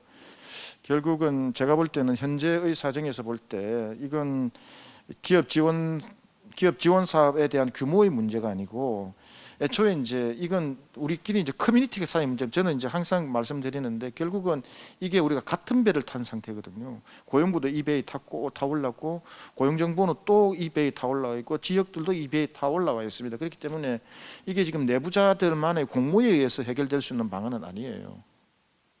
그래서 이게 왜냐하면 예산의 규모가 거의 지금 5, 600억을 넘어갈 때는 다른 쪽에서 계속 쳐다봅니다. 다른 지역에서도 지금 그 어느 정도 그 현실화될지는 모르겠지만 저기 정의로운 전환 특별지역 선정 문제하고 산업위기 특별지역 지정하는 거 원래 우리 고용정보원하고 고용부가 했던 위기지역 지정 산업 위기지역 지정 그런 요건들하고 다 그 벤치마킹 되어 있는 사업들입니다.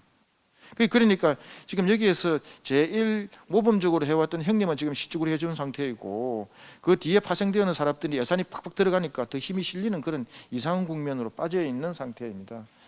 그래서 문제는 예산의 문제이고요. 뭐 기업 지원 예산 규모는 변한다는 것은 이미 이건 정해져 있는 결과이고 초강력 기구의 협업 사업 선정에 관한 그 아이디어는 고용부가 지금 안으로는 가지고 있는 것 같습니다.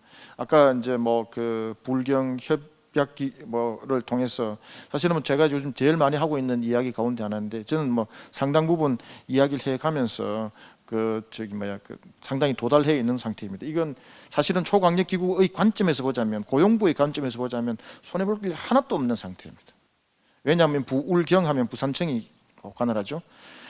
광주 호남 쪽을 약간 호남권 하면 광주청이 다 관할합니다. 대전 충청권 하게 되면 대전 고용청이 다 서울청 이렇게 하면 서울과 경기 지역을 다 커버하게 되고 약간 중부청 하게 되면 인천하고 경기 강원도까지 다 커버되는 그리고 어떤 시장 권역 내에서는 이미 고용부가 만들어져 있는 이 특별지방행정청의 관점에서 보자면 이미 이건 노동시장이나 산업 권역을 반영이 되어 있는 조직체가 이루어져 있는 상태입니다. 때문에 초강력 기구 협의와 관련되어서 지방자치단체에서만 협약되면 뭐 상당히 저는 속도를 낼 수 있다고 생각하는데 아까 이제 초강력 그 협약기구를 부산이 이제 부울경의 메가시티로 나오니까 사실 그 점에 대해서는 오늘 뭐 우리가 평가할 수 있는 자리는 아닙니다만 과연 그 뭉쳐지고 있는 배경이 일반 지역 주민들과 시민들의 이해관계 또는 생활권, 노동시장 또는 경제 권력이라는 그런 관점에서 실제로 묶어지고 있는가 하는 점에 대해서는 저는 사실은 좀 긍정적으로만 보고는 있지는 않습니다만 어떻든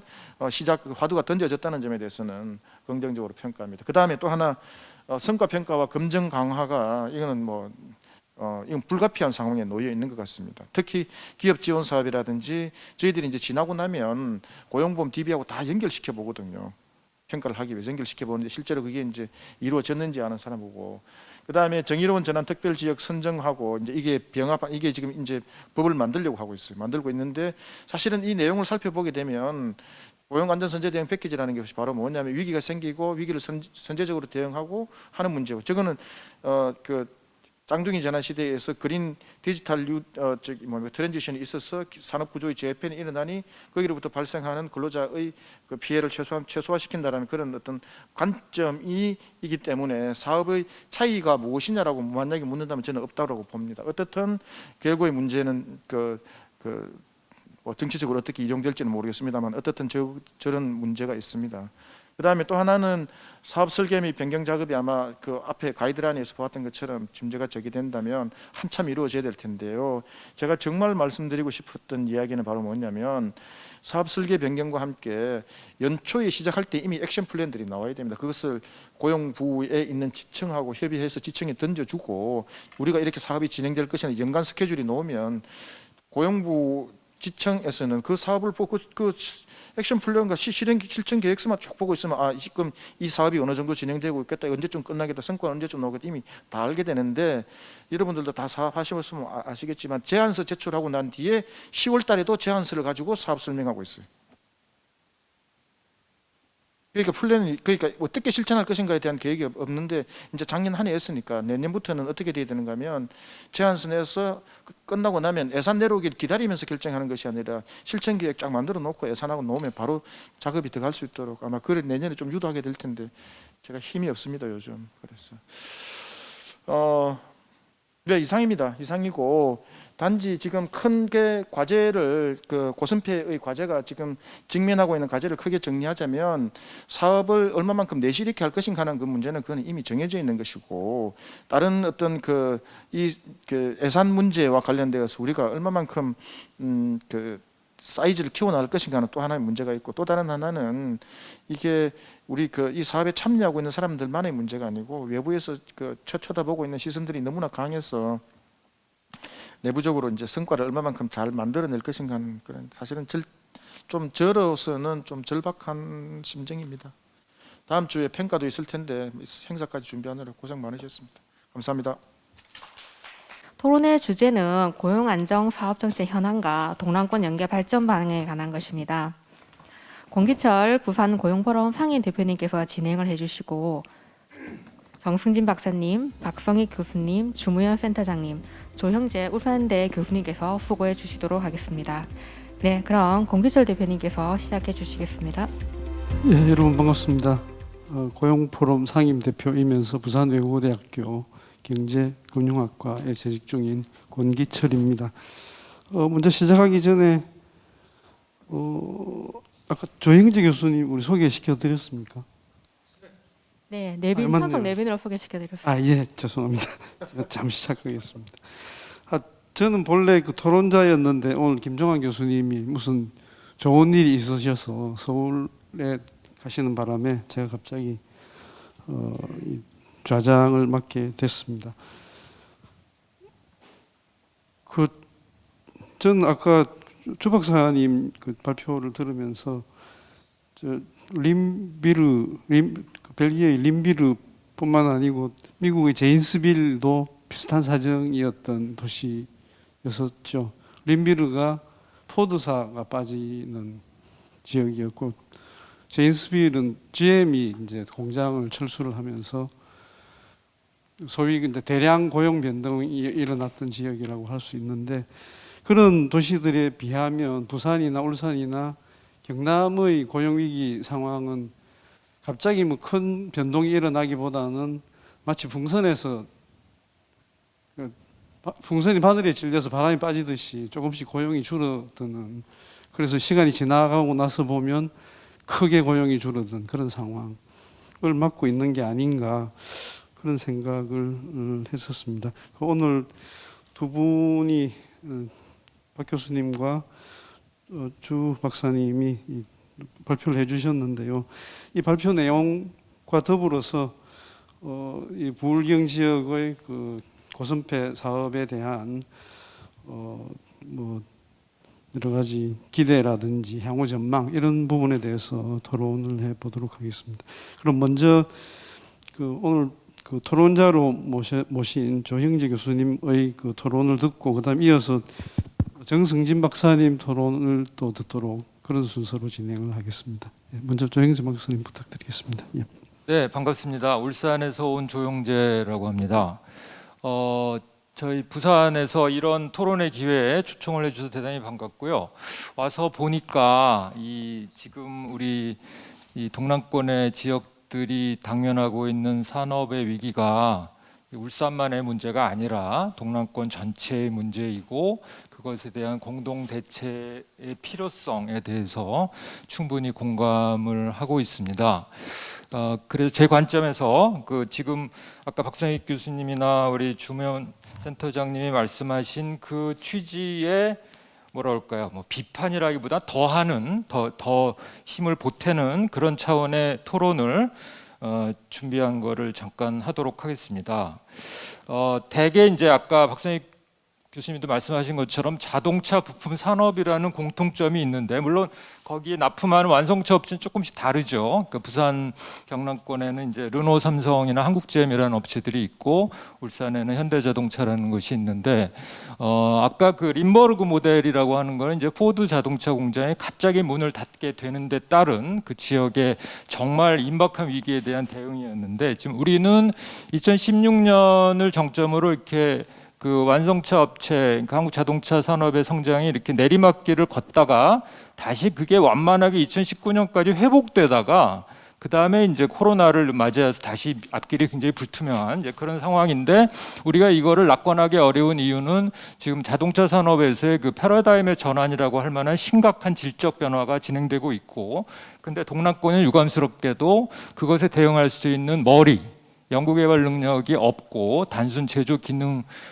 만 갖고 있다는 것이죠. 그래서 이거에 대응하려면 더 이상 늦기 전에 지자체를 비롯한 지역 시민사회의 협력을 통한 위기 극복이 절실하다. 그것이 없으면 그냥 하루아침에 붕괴될 수도 있다. 그래서 지금 현재화되는 위기의 실체를 파악하는 것도 중요하지만 중장기적인 대응을 위한 그런 방향성과 로드맵이라고 하는 것을 우리 스스로가 만들어내야 되고, 그런 점에서는 지역 구성원 모두의 공동 대응이 절실하다라는 것을 먼저 강조하고 시작을 해야 될 것 같습니다. 그래서 제가 첫 번째로 강조하고 싶은 것은 지금 여기 띄울 수가 없어서 제가 그냥 말씀을 드려야 될 것 같은데, 우리 울산이 올해 그러니까 이 고선패 1차 년도 사업의 핵심으로 울산 자동차 부품 산업의 현황을 파악을 하고 그것에 입각해서 앞으로 어떻게 가야 될지, 그것을 이제 우리가 약칭으로 전환 지도라고 이름을 붙였는데요. 그런 시도를 했습니다. 그래서 그것이 지금 이제 결과가 나오고 대단히 흥미로운 여러 가지 유의미한 결과들을 냈는데, 잠깐만 말씀드리면, 일단은 그 지금 통계청에서 조사하는 그 각 지역별 사업체 실태 조사 데이터 플러스 그 우리가 이제 구입할 수 있는 유료 데이터들이 있죠. 그래서 한국 기업 데이터라고 하는 그 데이터를 이렇게 머지를 시켰습니다. 머지를 시키면서 이제 자동차 제품을 생산하는 부품 업체들을 일일이 다 숫자업으로 파악을 했고요. 그래서 지금 저희가 잠정적으로 그 통상적으로 얘기하는 C303, 그게 지금 589개 2495명인데 울산이. 근데 흥미로운 것은 여기에 이제 C30이라고 하면은 완성차까지 포함이 되는데, 그럴 경우에 이게 591개에 53,495명입니다. 그래서 완성차를 빼버리니까 이렇게 3만 명 이상이 줄어들게 되고, 여기에 플러스 소위 뿌리 산업이라고 얘기되는 금융 사출 시작 설비를 일일이 다 확인해서 포함을 시켰고요. 그러니까 자동차를 위한 금융 사출 시작 설비 업체를 포함시켰고, 대단히 독특한 서열 업체라는 것이 급속히 성장하고 있습니다. 그래서 물류 부분에 이제 그 전에는 이 현대차 자체의 생산 관리를 담당하는 쪽에 하다가 그걸 이제 외주화 시켜가지고 이렇게 그 부품을 공급하는 이 업체들까지 포함을 시켰더니 589개 업체 플러스 해서 876개, 그러니까 전체가 876개에 28,254명이라는 우리가 고선패 사업을 해야 되는 실체를 파악해낸 거죠. 그래서 이거 자체가 굉장히 의미가 있는 것 같고, 불완전한 경우는 물론 계속 수정 보완을 하면서 지속적으로 이 작업을 해나갈 것이고, 부산과 경남에도 이 작업을 좀 같이 하셔서 이런 동일한 기준과 동일한 그 데이터를 가지고 우리가 이 3개 지역에 공동 대응을 해야 되지 않을까라는 것을 강조하고 싶습니다. 아울러 그 부품 유형별로 파악을 했고요. 그리고 그 아까 말씀드린 그 뭐 의장 차체 샷시 이런 기준이 아니라 거기서 조금 더 들어가서 부품 품목별로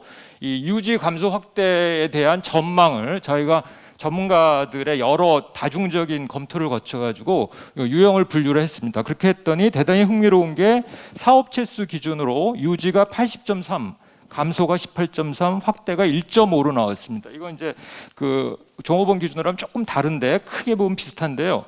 유지라고 하는 것은 예를 들어서 이 의장 차체 샷시 이런 쪽은 이게 미래차에서도 똑같이 진행되는 것이죠. 물론 거기서 이제 약간의 고급화라든지 경량화 이런 것들이 있지만 유지될 가능성이 높은데, 그런 부분에 대한 대처의 방법, 고용 측면에서 어떻게 대응할 것인가. 그다음에 이제 파워트레인 관련해서는 엄청나게 지금 급격한 감소를 겪고 있는데 어떻게 대응할 것인가. 다른 접근 방법이 필요하다는 거죠. 이런 것들을 우리가 파악할 수 있었고, 그런 점에서 이런 공통된 그 업체의 실체를 파악하고 그거에 따른 다른 차별적 접근의 필요성을 좀 강조하고 싶고요. 그래서 이제 아까 박선희 교수님 말씀하신 그 주요 그 말씀하신 요지별로 간단히 제가 첨언을 한다면, 첫 번째 그 말씀하신 그러니까 위기산업 근로자를 체계적으로 파악할 수 있는 시스템 구축이 필요하다. 전적으로 동의하고요. 그랬을 때 이제 아까 제가 말씀드렸던 그런 그 데이터베이스의 구축과 그것의 일정한 플랫폼 같은 것들을 가지고 이제 지속적으로 해나가야 되지 않겠느냐. 그랬을 때 많은 업체들이 이야기하는 거가, 그러니까 자기네가 도대체 어떤 사업을 해야 될지 모르겠다. 지금 새로운 미래차가 생겨나고 있는데, 그랬을 때 종래 자동차 산업 분리되지 않았던 이 업종 분야에서 어떤 것이 새롭게 자동차 산업으로 융합되고 있으며, 거기서 우리가 그런 업체들과 이렇게 연결되기 위한 노력들, 이런 부분에서 유관 지원 기관들이 지원은 해주지만 그게 1차 년도의 지원의 끝이고 지속성이 없다. 그랬을 때 이제 이걸 어떻게 지속적이게 되고 사업화 해내갈 수 있을까? 그런 점에서 인프라를 마련하는 것이 대단히 중요할 것 같습니다. 그래서 이제 그것과 관련해서 이제 두 번째 얘기이기도 한데, 그러니까 박선익 교수님이 이제 모드 3의 기업 지원과 직업 훈련을 결합시켜서 그 채용하는 조건으로 기업을 지원해야 된다. 그러니까 기업 지원을 조금 더 특화해서 고용과 연관시켜야 된다는 말씀을 하셨는데, 그거 역시 전적으로 동의하고요. 그래서 우리 울산은 이따 김재수 팀장이 말씀하실 텐데, 이 고용 서비스의 전 주기적 관리 체제 라는 것을 이제 구축하기 시작을 했습니다. 그래서 그냥 일회성으로 끝나는 게 아니라 그분들이 어느 기업에 나와가지고 어떻게 전직 훈련을 받고 다시 어디에 취업했는지를 데이터베이스로 해가지고 그걸 지속적으로 관리하는 이런 노력들이 이루어지고 있고, 이제 그것을 지속적으로 한다면 훨씬 더 그 서비스의 질도 높아지지 않을까 싶습니다. 그 다음에 이제 세 번째로 말씀하시는 이제 그 역시 관련되는 건데, 그랬을 때 이제 아까 그러니까 각각의 사업을 한 번씩밖에 지원받을 수 없다는 말씀을 하셨는데, 이제 그것을 연계했을 때 이제 하이브리드식의 패키지, 정말 말의 패키지에 그 상응하는 그런 사업이 돼야 할 텐데, 그랬을 때 기업들이, 그러니까 이게 그 지원 기관의 성과로서 사업이 끝나는 것이 아니라 그게 이제 실제로 그 기업의 실효성이 있는 경쟁력이라든지 고용 효과로 연결될 수 있는 그런 이제 아주 밀착형이고 지속적인 지원의 필요성, 이런 것들을 우리가 다음 사업연도에 반영을 해야 되지 않을까 싶습니다. 그 다음에 이제 우리 박선익 교수님은 초광역 거버넌스 말씀하셨는데, 그 전에 일단 우리 지역 내부의 거버넌스를 조금 더 말씀드리면, 지금 우리 일단 시 차원에서는 자동차 조성과 일자리 경제과 에너지과가 각각에 해당 업무를 하고 있는데, 이게 서로 유기적인 정보 공유나 협력이 잘 안 이루어지고 있습니다. 그랬을 때 타지 자체도 비슷한 문제가 있을 텐데, 어떻게 그게 잘 되면서 현실 파악에서부터 사업까지가 실효성 있게 연결될 수 있을 것인가. 이제 그런 점에서 뭐 중앙부처에서는 뭐 산자부 또 중기부 고용부의 문제가 있겠습니다만, 일단 지역 차원에서 이런 좀 준비를 하면서 또 고용정보원하고도 유기적인 협력이 필요하지 않을까 싶습니다. 근데 마지막으로 이제 박선익 교수님이 지적하셨던 이 초광역 거버넌스, 그리고 그런 의미의 협력이라는 것은 정말 아무리 강조해도 지나치지 않을 것 같은데, 그랬을 때 이제 아까 말씀드린 그런 데이터베이스와 플랫폼을 통합할 수 있는, 그러니까 동일한 표준화된 데이터와 그런 기술을 가지고 통합을 해야만 그 속에서 실체가 파악이 되고 공동 대응이 가능할 거라는 말씀을 드리고, 그런 점에서 지금까지는 이제 지자체 간에 오히려 어떤, 물론 선의의 경쟁이 있지만 경쟁이라는 측면이 더 강했는데, 어떻게 이제 그것과 더불어서 이런 이제 이렇게 서서히 몰락해가는 것과 같은 동남권 경제를 지속 가능하게 살릴 수 있는 그런 공동 대응의 어떤 시범적인 사업 같은 것들을 우리가 만들어내고 해낼 수 있을 것인가, 그런 것들을 같이 고민할 필요가 있을 것 같습니다. 예, 이상입니다. 예, 감사합니다. 실제로 이제 그 사업에 참여하고 계셔서 그 경험을 바탕으로 좀 말씀해 주셨습니다. 정승진 박사님은 공동 발표자이기도 하지만 오늘 또 플로에서 또 발표를 들으셨으니까 느끼신 점이라든지 지적하실 점 뭐 이런 거 좀 말씀해 주십시오. 예, 반갑습니다. 동남경제연구원의 정승진입니다. 뭐 공동 발표라고 하지만 뭐 뒤에 핵심적 내용은 다 박 교수님께서 작업을 하셨고, 저는 이 고선패 사업에 참여하면서 옆에서 자문도 하고 또 지켜보면서 좀 느꼈던 부분, 또 오늘 그 주 박사님 좋은 강의를 들으면서 또 생각했던 부분들을 같이 좀 말씀을 드리도록 하겠습니다. 제가 그 주 박사님 그 강의를 듣고 발표를 듣고 생각한 것 중에서 가장 중요한 요소가 이제 거버넌스라는 부분을 강조하셨는데, 저는 굉장히 이게 중요하다고 생각을 합니다. 왜냐하면 일단 이 사업은 지역적인 이제 고용 위기 산업이 있고 특정한 지역을 범위로 하고 있다는 것과 이것을 선제적으로 대응한다는 측면의 사업이기 때문에 이 사업은 그 개별 그 단일 사업하고는 좀 다르다라는 인상을 받습니다.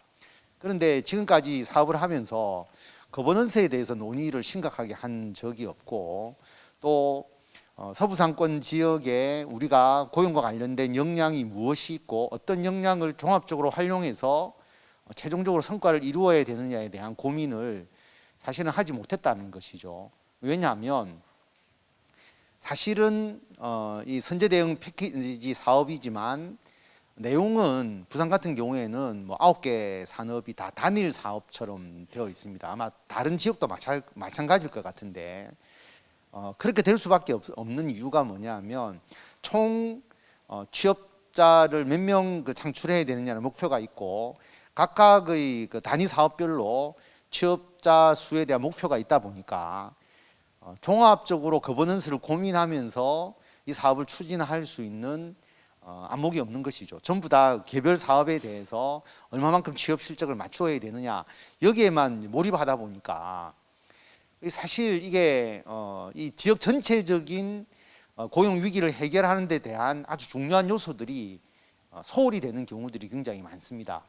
이게 단일 사업이라면 예를 들어서 중장년 지원센터, 고용 지원센터 사업이라면 일자리 센터 사업이라면 그 단일 사업에 대해서 너희들 얼마만큼 몇 명을 알선하고 몇 명을 취업시켰느냐 당연히 그게 평가되는 게 당연하겠지만 이것은 어떤 지역에 대한 사업인데 9개 단위 사업을 평면적으로 나열해서 취업 실적을 평가하고 요구하는 게 과연 무슨 의미가 있겠느냐 하는 생각을 참 많이 하게 되는데 오늘 거버넌스라는 이 단어에서 저는 이 과제의 어떤 방향성을 새롭게 정립해야 되지 않겠나 하는 생각을 해봅니다. 왜 그러냐면 사실 사업을 추진을 하고 제가 고용 서비스 산업 현장 모니터링 위원으로 이제 고용 서비스 사업을 이제 여러 가지를 한 10가지 사업을 제가 현장 모니터링을 하다 보니까 제가 느낀 게 뭐냐면 모두가 자기 사업을 통한 취업자 수 확보 여기에만 다 몰입하고 있으니까 어떤 문제가 있느냐면 사람이 그 한 기관만 방문하는 것도 아니고 그 한 기관이 절대로 한 사람을 취업시킬 수가 없습니다. 예를 들어서 여성 같으면은 세일센터에 가서 정보를 얻고 또 여러 기관을 거치게 되거든요. 그러면 한 사람을 취업하는데 사실 지역의 그 일자리 거버넌스가 총 같이 협력해서 일을 해야 되는데 실제로 단위 사업을 하는 쪽에서는 그렇게 일하지 않죠. 자기의 실적을 잡아야 되기 때문에. 그런데 고선패는 달라야 되지 않을까. 예를 들어서 세일센터에서 방문을 해서 처음에 컨설팅을 받은 상담을 받은 사람이 예를 들어서 고선패의 어떤 사업 쪽으로 와서 그 다음 일을 하게 되고 그 다음 서비스를 통해서 궁극적으로 취업에 이르게 되었을 때 이게 세일센터 사람 취업자인지 고선패 취업자인지를 고선패에서는 해서는 안 되겠다. 그래서 저는 오히려 서부상권이라면 서부상권의 고용률이라든지 아니면 서부상권 기계부품 산업의 피보험자 수, 고용보험 피보험자 수 전체적으로 이게 늘었느냐 줄었느냐 이게 1차적인 평가 기준이 되고 그렇게 되게 된다면 거버넌스에 대해서 관심을 가질 수밖에 없죠. 지역에 예를 들어서 고용 서비스와 관련된 쪽 직업훈련과 관련된 모든 것을 총동원해 가지고 또는 예를 들어서 지자체장이 대규모 이제 대기업에 예를 들어서 노동쟁의가 일어난다든지 아니면 우리가 르노 삼성처럼 수주 물량을 받아오느냐 못하느냐 이런 가운데서 지역의 역량을 총동원해서 그 기업을 안정화시키고 그 다음에 고용을 유지시킬 수 있는 여러 가지의 다양한 비예산적 사업까지 할 수가 있는데 지금 고선패는 전혀 그렇게 하지 못하고 있다라고 하는 겁니다. 이게 누구의 문제인지는 모르겠는데 이 부분에 대한 개선이 이제 있어야 된다라고 하는 것이고요. 고선패가 과연 이제 그 기업에게 메리트 있는 사업이냐? 실제로 저희들이 해보니까 기업들은 이제 워낙 이제 역량 있는 기업들은 여러 가지 사업을 다 할 수 있기 때문에 고선패에 대한 관심이 아니라 자기 기업에게 조금이나마 더 혜택이 있는 국가 사업을 특히 고용 관련된 사업을 찾아서 일종의 쇼핑하듯이 제일 좋은 사업을 뽑아내는 측면이 있는데 실제로 고선패가 기업에게 다른 사업에 비해서 메리트가 있는 사업이 아닐 수도 있어요. 그 다음에 실제로 직업훈련 같은 경우는 이미 문제가 나왔지만 다른 데는 더 많이 주고 사실 수당을 더 많이 주고 굳이 고선패에서 하는 직업훈련 기간을 가서 교육을 받을 필요가 있는 이렇게 돼버리면 문제가 있기 때문에 제가 볼 때는 그게 아니고 고선패는 조금 시각을 달리해서 이러한 그 지역의 그 거버넌스를 총동원해서 지역의 역량을 가지고 최종적인 성과를 그 지역의 고용 안정이 실제로 이루어졌느냐 하는 것을 우선적으로 평가를 하고 그 다음에 이제 앞에서 그 예를 도덕적 해이라든지 이런 문제가 발생할 수 있기 때문에 기존의 사업한 기관들의 실적치를 참고를 하되 그것이 주 평가 요소는 뭐 되지 않았으면 좋겠다. 뭐 실제로 평가 안 하시는지는 모르겠는데 사업하시는 그 기관의 입장에서는 거기에 올인하고 있는 느낌을 받아서 이런 부분들이 잘 좀 조율화되어서 실제로 이 위기 산업을 거버넌스를 통해서 해소하는 실질적 성과가 나왔으면 좋겠다라는 생각을 가지게 됩니다. 예, 이상입니다. 예, 좀 전체적인 관점에서 일을 하고 또 전체적인 관점에서 평가를 했으면 좋겠다 그런 말씀해 주셨습니다. 본래 이 토론을 듣고 플로우의 그 부산시 과장님과 그다음에 고용노동청의 지역협력 과장님의 말씀도 좀 부탁을 드리려고 했는데 가셨습니다. 그 대신에 전선임 팀장님 계시고 또 예, 강서구의 그 김영호 과장님도 오셔서 일단 그 부산시나 그 강서구 입장이나 뭐 견해 뭐 아니면 향후 전망 이런 것도 좀 한번 들어봤으면 좋겠다는 생각입니다. 전 팀장님 먼저 한 말씀 부탁드리겠습니다. 그 올해 제가 이게 처음 사실 이 고용안전선제 대응 패키지 이 사업에 처음 이제 선정할 때도 저도 이제 처음 생각이 이 고용부에서 하는 사업이 다른 부처 사업하고 또 유사하지 않은가 이런 고민을 참 많이 했었는데 역시 1년이 되면서 같은 그런 고민에 빠지는 것 같다는 생각을 그 많이 들고 있고요.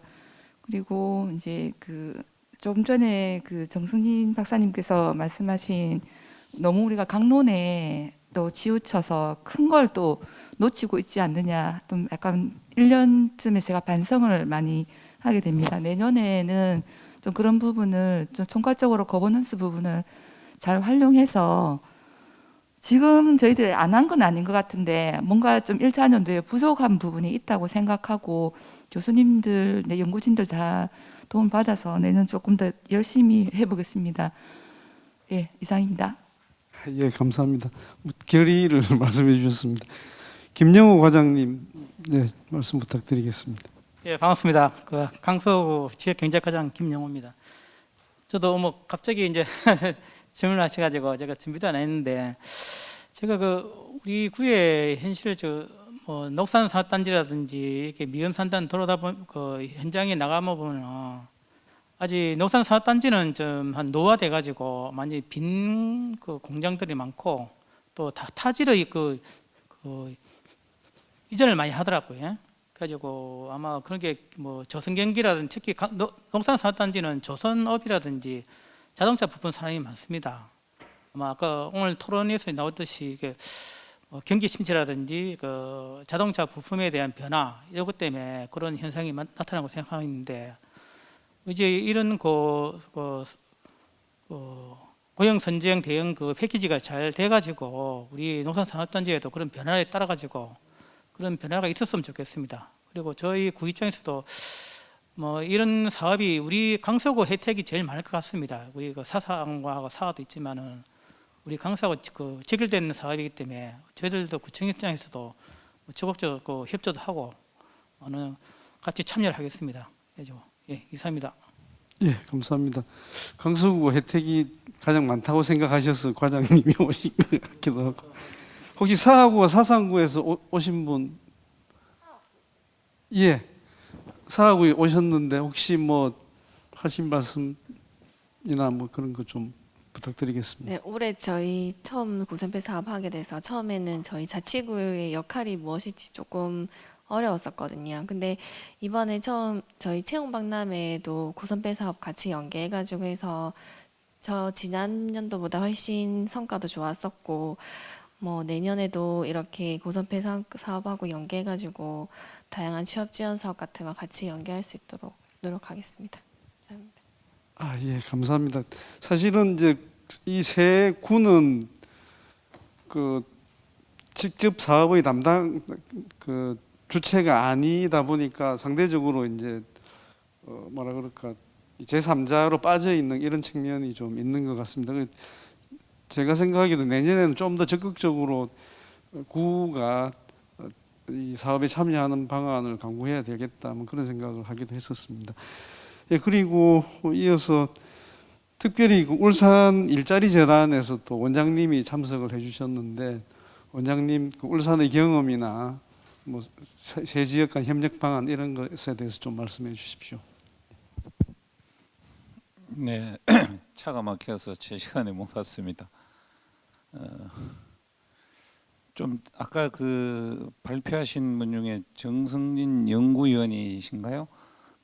저도 그 얘기에 제일 공감을 하는 부분인데, 이게 하다 보면 처음에 시작된 원래 어떤 취지나 목적보다는 이 연 단위로 이제 성과 점검하고 하다 보니까 실제로 이렇게 전체적인 어떤 입장에서 큰 시각을 가지고 문제를 접근하고 실질적으로 이렇게 이 사업의 어떤 수혜자들, 그 대상자들한테 좀 만족되는 부분들을 충분히 하기보다는 사실은 수행기관의 어떤 그 성과 위주로 진행되는 측면이, 모든 사업이 그런 부분이 있을 수는 있겠습니다만 그게 좀 진행되는 부분이 좀 안타깝다라는 부분이 있고, 두 번째로는 지역 간의 연계를, 특히 이제 저희 울산 같은 경우는 이제 자동차 부품 산업에 집중이 되다 보니까 조영재 교수님하고 같이 이제 기업체들 FGI를 해보는 과정에서 맞닥뜨릴 문제는 주로 2차 자동차 부품 같은 경우 2차 산업,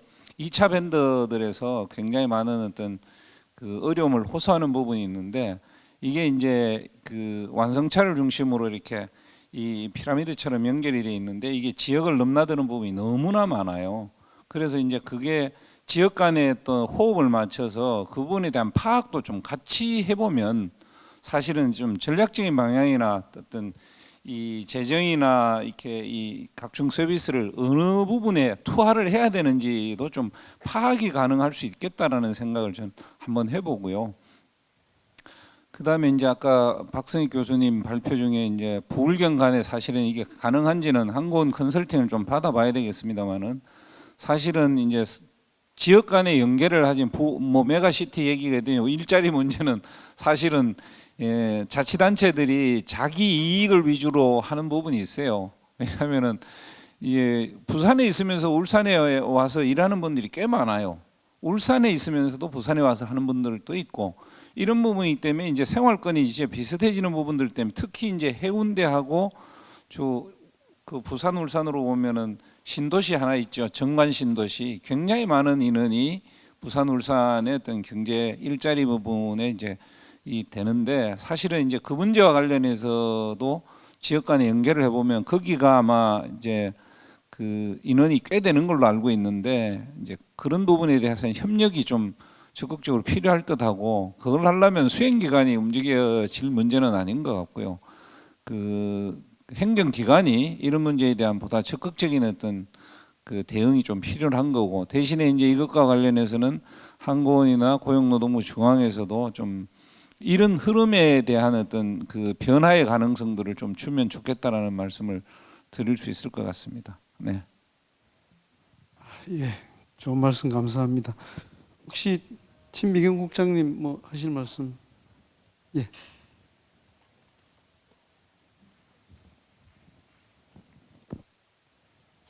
네. 저도 준비는 안 했지만 갑자기 시키시니까 평소 생각했던 것들을 좀 말씀드리도록 하겠습니다.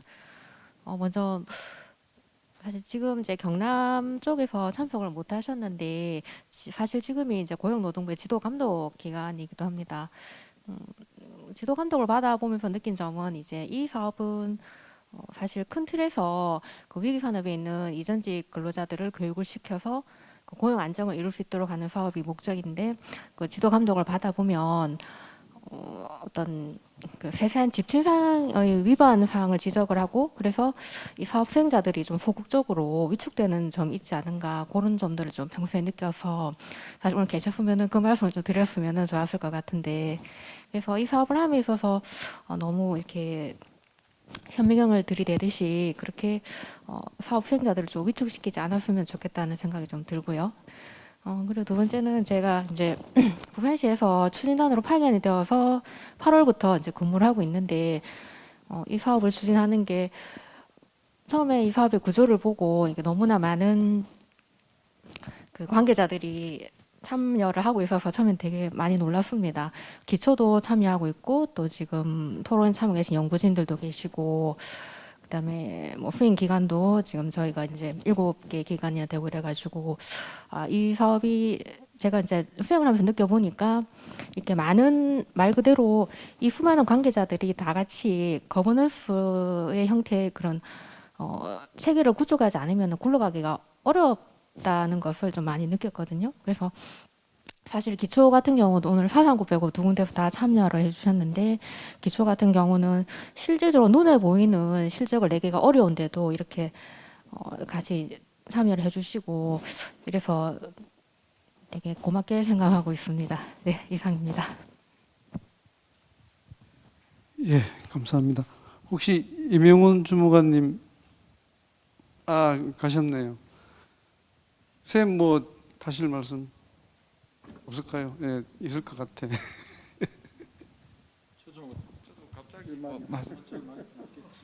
거버넌스 말씀하셔가지고 참 거버넌스 참 어렵고 어떻게 해야 되는가 참 고민이 많이 드는데 이래저래 예를 들어서 저희 전에는 이 고선패가 산업연계인데 제조과나 이런데 사실은 고선패 처음 설계할 때도 그 일자리 맵하고 산업 정책을 분석해서 거기에 따른 뭐 보안 강화 이래갖고 거기에 따른 일자리 정책을 뽑아내야 되는 그런 구조로 되어 있었고 뭐 짧은 기간 동안 뭐 그렇게 잘 됐는지는 잘 모르겠는데 그 이전까지는 산업부서하고도 별 교류가 없었고 진짜 각자 부서에 허덕대면서 하루살이를 이렇게 막 먹고 살기 바빠가지고 없었는데 저희 팀장이 오시고 이제 이 고선패 사업이 산업 그거니까 자주 해야 된다고 몇 번을 이거 거치고 이제 제조과도 이제 저랑 신국장님 직접 가서 그 홍보물도 알려주고 그 내년도도 이제 사업도 자기들 부서에 어떤 사업들이 있고 어떤 필요한가를 그걸 하고 있는데 정부 지원 제도가 너무나도 많고 제가 여기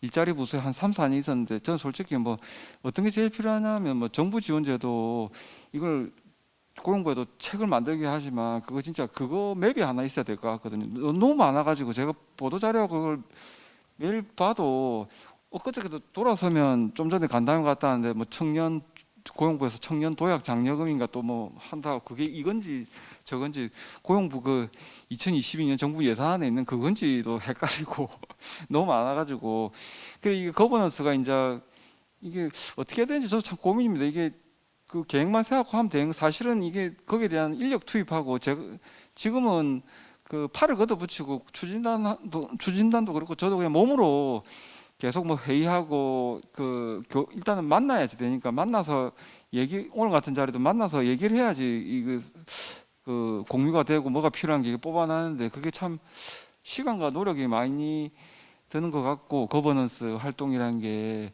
참 어려운 것 같습니다. 어떻게 해야 될지 계속 이렇게 열심히만 하면 되는 것인지 뭔 방법이 없는 건지 좀 고민스럽습니다. 예, 현장의 고민을 말씀해 주셨네요.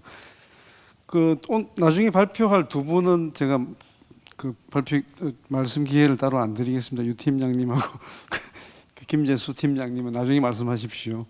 그럼 마지막으로 주 박사님께 답변은 아니고 뭐 여러 가지 이야기 들었으니까 또 한 말씀 부탁드리겠습니다.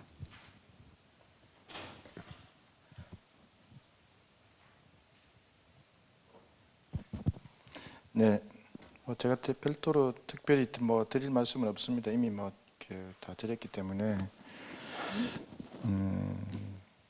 모르겠습니다. 제가 뭐 이런저런 일들을 하긴 했습니다만 처음에 거슬러 올라가는 이야기입니다만 일반 지산맛이 이제 지금은 일반 지산맛이라고 지방 정부에 완전히 이제 이양돼 버렸는데 그 사업이 처음에 2006년부터 시작되어서 제가 그걸 좀 아주 깊숙하게 들여볼 때가 2015년이었는데 그때부터 이제 사업을 보면서 느꼈던 것은 이렇게 자그마한 사업을 해서는 뭐 제대로 되지 않겠다 생각해서 이제 혁신 프로젝트라는 이름으로 사업을 만들어 놓고 또 그다음에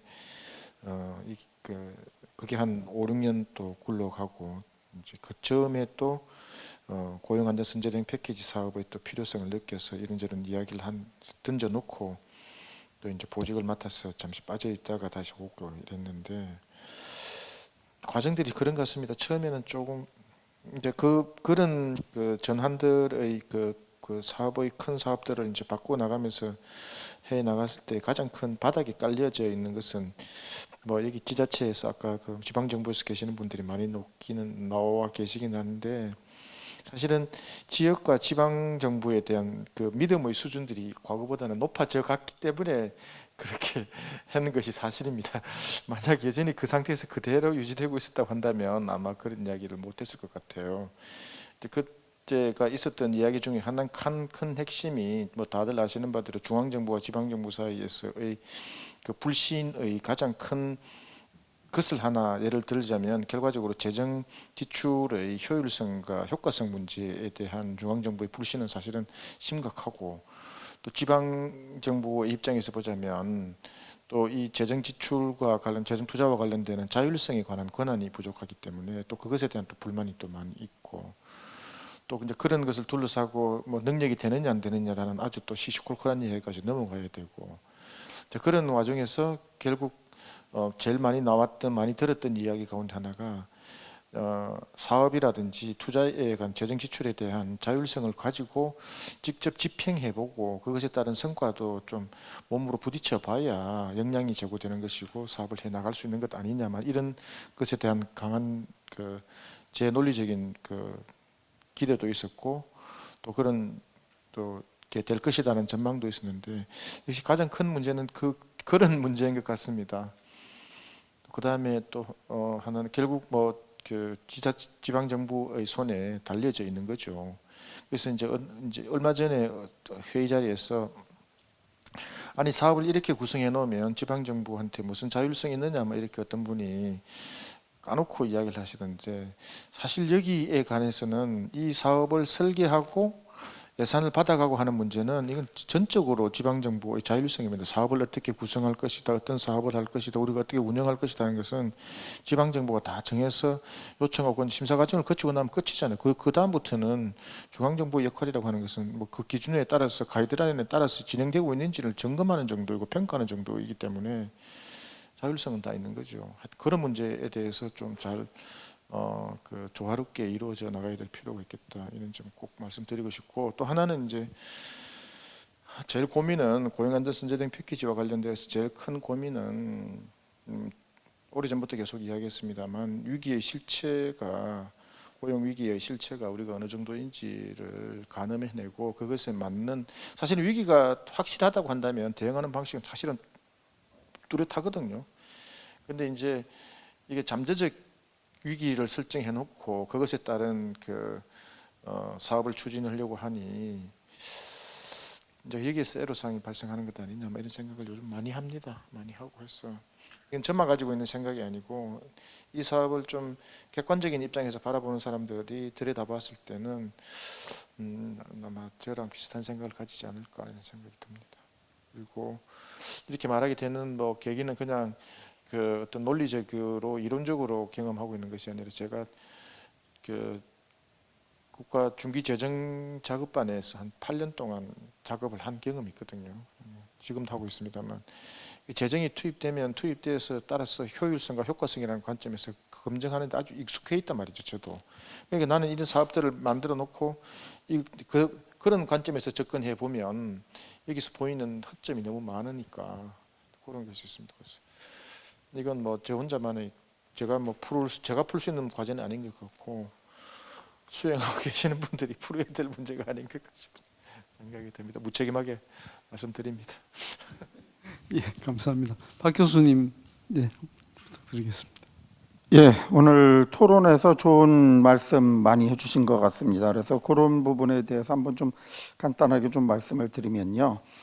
일단 뭐 조영재 교수님께서는 그 울산에 지금 실태조사 말씀을 하셨는데 한번 결과 어떤지 한번 굉장히 좀 궁금하고 그리고 정 원장님도 아까 말씀하신 대로 부울경에서 한번 통합해서 실태조사를 해보면 어떻겠느냐. 실제로 아무래도 좀 그 사람도 왔다 갔다 하고 기업도 물류도 왔다 갔다 하기 때문에 사실 그런 연구는 지금 제가 오늘 그 발표하면서 미리 좀 자료를 찾아보니까 잘 없더라고요. 근데 이제 그런 부분에 대한 좀 한번 부울경 통합해서 한번 좀 연구를 해볼 필요도 있지 않겠느냐 하는 그런 생각이 좀 들었고요. 물론 뭐 이게 지금 고선 배틀에서 가능한지 뭐 그런 부분은 또 좀 봐야겠습니다만 그런 생각이 좀 들었고요. 그 다음에 또 그 울산에서 고용 서비스의 전주기적 관리 체계 해서 지금 조영 교수님 말씀하셨는데 사실 저희 뭐 부산에서도 내년엔 한번 좀 실제로 이렇게 고용지원 사업을 받아서 혜택을 받은 분들이 특성이 어떻게 되는지 또 어떻게 성과가 나타나고 있는지 하는 그런 부분에 대한 좀 한번 연구도 좀 해볼까 하는 생각도 사실 있었거든요. 그래서 이제 그런 부분도 어느 정도 서로 좀 맞닿지 않나 하는 생각이 좀 듭니다.